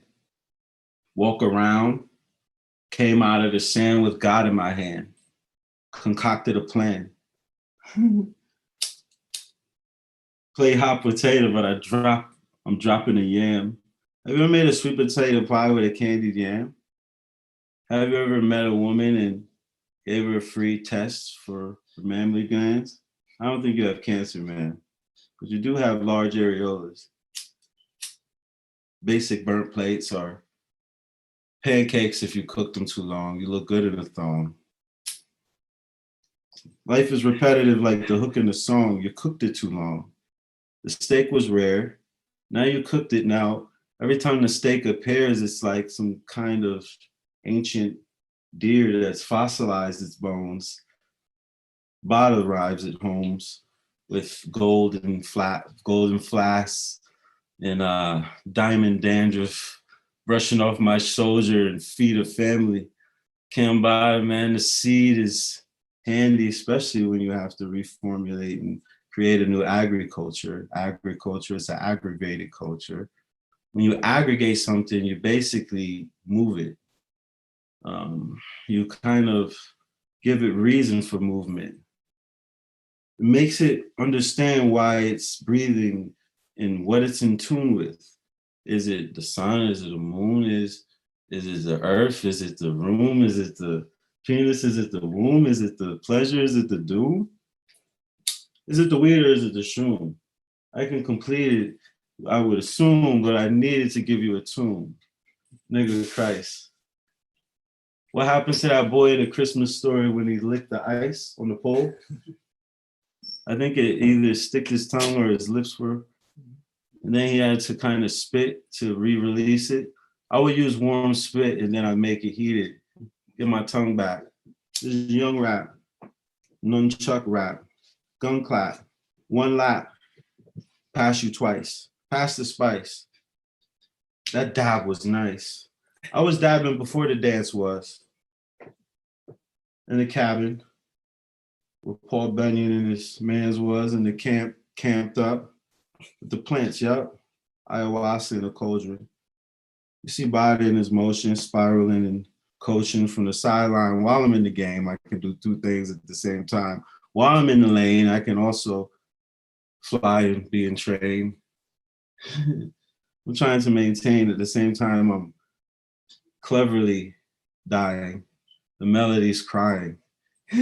Heaven is sighing, never replying to the prayers of the sinner. I'm rare, I deliver. I'm the American sinner. That's the title of the book. Vision is vital when you look. I can write it inside of the book without reading it. I assume that it was real. The moon will give you an appeal, or the spoon will, when you get, I can't say it if I don't mean it. If I die and come back, I guess I'm Phoenix. You have to see it to believe it. These are human beings that know the responsibility and the outcome of using your penis. How do I know that? Because I'm in the Student's Allegiance, which is basically the place where I can prove it and read it, do the research, cite it, and give it to you to repeat it. I'm making a doctrine. I'm making it top 10, then I'm making it top 1. Smoking, baking, the pop loan. I know what the outcome is before I came in. Stainless steel in this gray chin. Woof. Get a cop and make him bacon. Not the Kevin one from the Hollow Man movie. And the Hollow Man's Uzi. The Hollow can't move me. Kevlar, Teflon skin. Best bar, Reptar, step on in. Rug rap, thug rap, drug trap. How did he dug that? Big Buddy, Bugs back. Bugs Buddy rap, carrots in a hole. Mary and the troll at the bridge. Billy Goat. Scared me with his growling, snarling look. Buried a book. Yeah. And I changed history. I make mysteries. Mistletoe hanging, you ain't kissing me. Great wizardry. Mystical, magical man. Look at the air that I twist when I grab it in hand. I can fold space. Smile at you with no face. Put the silver in the gold case. Imagine Forrest Gump with no brace. Imagine a car that keeps driving with no brakes and no gas to use. I'm a bastard dude and I rap obtuse. I rap in angles, massive bangles, half the dangle. I grab and strangle like a UFO grappling artist. Master the art and I have to be smartest, the bastard that's parties. Way after my curfew, I ask you, then I'll lap you, rehearsals. I'm blacker than Urkel in a porta potty, using this sort of alive, sort of body. When I do Playboy chicks, I do more than Nolly, maybe even a boarded Nolly, which is the reverse. I was born in Ghazi with boring Nazis who didn't teach me to use the toilet potty. Did it on myself. 100 million figures in my wealth, critical with health. Talking to the kibblers, giggling with elves who make it in the Christmas shop. Terrific, gifted, Christmas box with the ribbon locked, untangled. Look, man, I don't want to stop. Don't stop me, please. When I drop these T's, check my bed. You do not see bug bugs. You do not see fleas. Check the flowers. You do not see bees. Check the trees. You do not see leaves. Check the soil. You do not see seeds. Check the lungs. I do not see breathe. I do not see breath. Check your life. I do not see death. Live in west. I do not live in east. I do not see west. Masculine chin. You do not see breast. You do see pecs. You do see chest. You do see hair. And I'm impressed. Juicy bear. Not for sex. Got the answers before you drop the test. Anything I ask, I want a solid yes. Bada's next. Go on the website, www.cambatta.com, and pre-order. This is free slaughter. Imagine being thirsty and getting free water. You know, Christmas, I'm a fucking weed tree hoarder. You remember 50 Cent? You know, get rich or die trying. LSD is 3/4. 75 cents. One more, I made $1. And I ain't asking for all your handmade dollars. I'm asking for your stimulus checks, you know. Hey, if you want to donate, I do have a Cash App. I'll add it in here. Donate to Bada Swimwear. If I take off this hat, you're gonna see a lot of thin hair.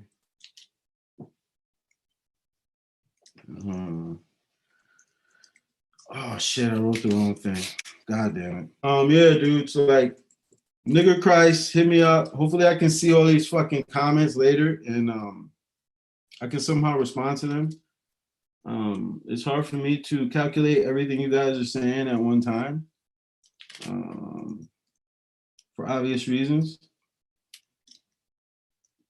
And make sure this summer you get Bada this season. There we go.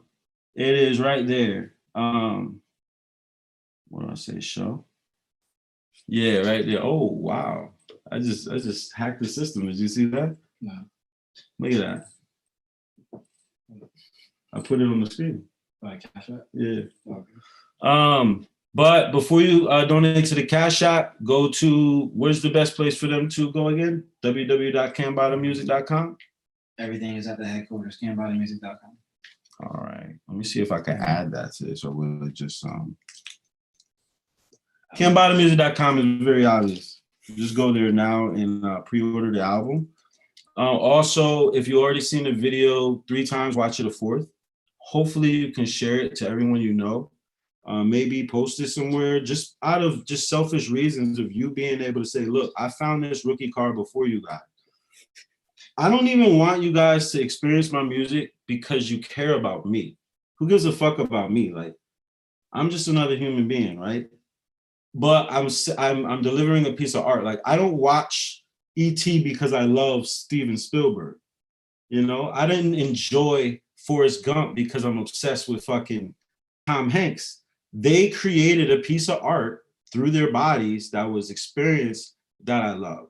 And don't do this shit for me, but for yourself. Like, there's an aspect of finding an artist before they go somewhere. And you guys have that solid opportunity to help me fucking get off the fucking ground. That way I can speak in a way that you would speak if you had the opportunity to speak where I speak. You know, so if you're investing in me, essentially you're giving me gas because you know that I'm gonna get to, it's like, yo, like there's this guy named Cambatta that's building a spaceship. He just needs money for parts for the ship. We have to pre-order the parts for his ship so he could eventually make it to Mars and be the first man on Mars and then do a live stream from there. It's not just because you hear about me and you're like, oh, I feel sorry for this. No, like you, for selfish reasons, want to know what the fuck is on Mars. Like, is there aliens there or those real monoliths? Like, that's what this is, bro. Like, you know, it's like, we know what happened with Big L. We know that his life got cut short before he was able to gather his flowers. But yeah, let's get this shit off the ground, man. Nigga Christ, it's crazy. You know, listening to this kind of music, people are gonna look at you like, what the fuck are you listening to? It's like you found Zeitgeist documentary before everybody. Be that. You guys got the Jordan rookie card, man. You know, hit me up, hit the DMs. Like I said, if we got work, we're gonna work. If not, let's work anyway. And I see everything. Thank you guys so much.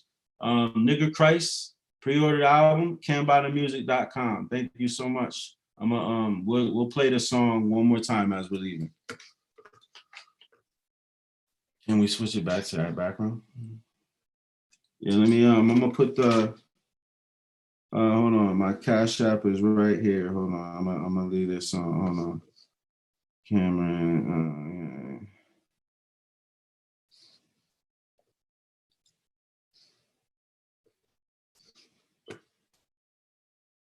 fuck, I don't know how to do anything. We're gonna play this one more time, man.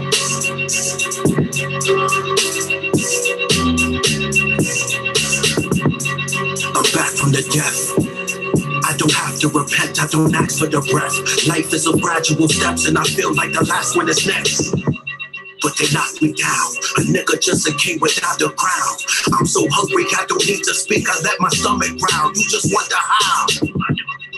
Melanin Lord, the sun is my energy source. The one that the devil informs. My head full of thorns. I'm stuck in this 21st century war. Lucidly thinking, you see the juice that I'm drinking, hallucinate truth in its meaning. I view what computers are dreaming, unusual humanoid heaving. Delusional even, at funeral sheathing, I laugh in a room full of grievance. My hugest achievement is proving that music is fluid, is breathing. I give them life, I give them life. From the dark, I give them life. Nigga Christ, nigga Christ, nigga Christ. I give them life. I give them life. From the dark, I give them life. Nigga Christ, nigga Christ, yeah. Nigga Christ. My body is cybernetic, oxygen is a psychedelic, make it move kinda like kinetics, make the coke hard like I'm his fetish, now my wife be jealous. Ghetto sophistication in my mental configuration, pissing yellow precipitation on your head while I'm in the spaceship till I'm feeling weightless. Higher learning got me sipping, Remy shooting banks up, cause a rapper Paul, I be at your door with the Mac or more like the cracker rapper on the Apple store. You would think I'm Cinderella's prince, cause I'm going door to door with the pump. If the shoe fits, let it ring, street sweeper like a broom, so you better jump. Jump off with the tramp on lean +2, that's a triple talk. Grip a pump, it's a UFO with a laser beam that'll lift them up. Alienate you. You gonna think that they alienate you. Eat you so fast that I barely could taste you. I could see you scared to fear in your face. Thank you. I give them life. I give them life. From the dark, I give them life. Nigga Christ, nigga Christ, nigga Christ. I give them life. I give them life. From the dark, I give them life. Nigga Christ, nigga Christ, yeah. Nigga Christ. I turn vices to virtues. Call it island reversal. I wake up your light and research you. I restore the sight in your third view. My silence is verbal.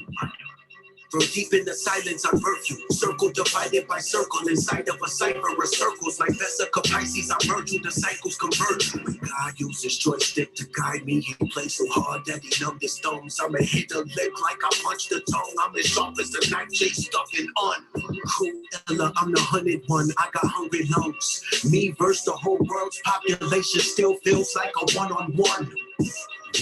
You see impossible, I see I'm possible. Mama, look at what I could do. Body the obstacle. Father Muhammad the honorable. Khalid Muhammad on Donahue. I give them life. I give them life. from the dark. I give them light, nigga Christ. I give them light.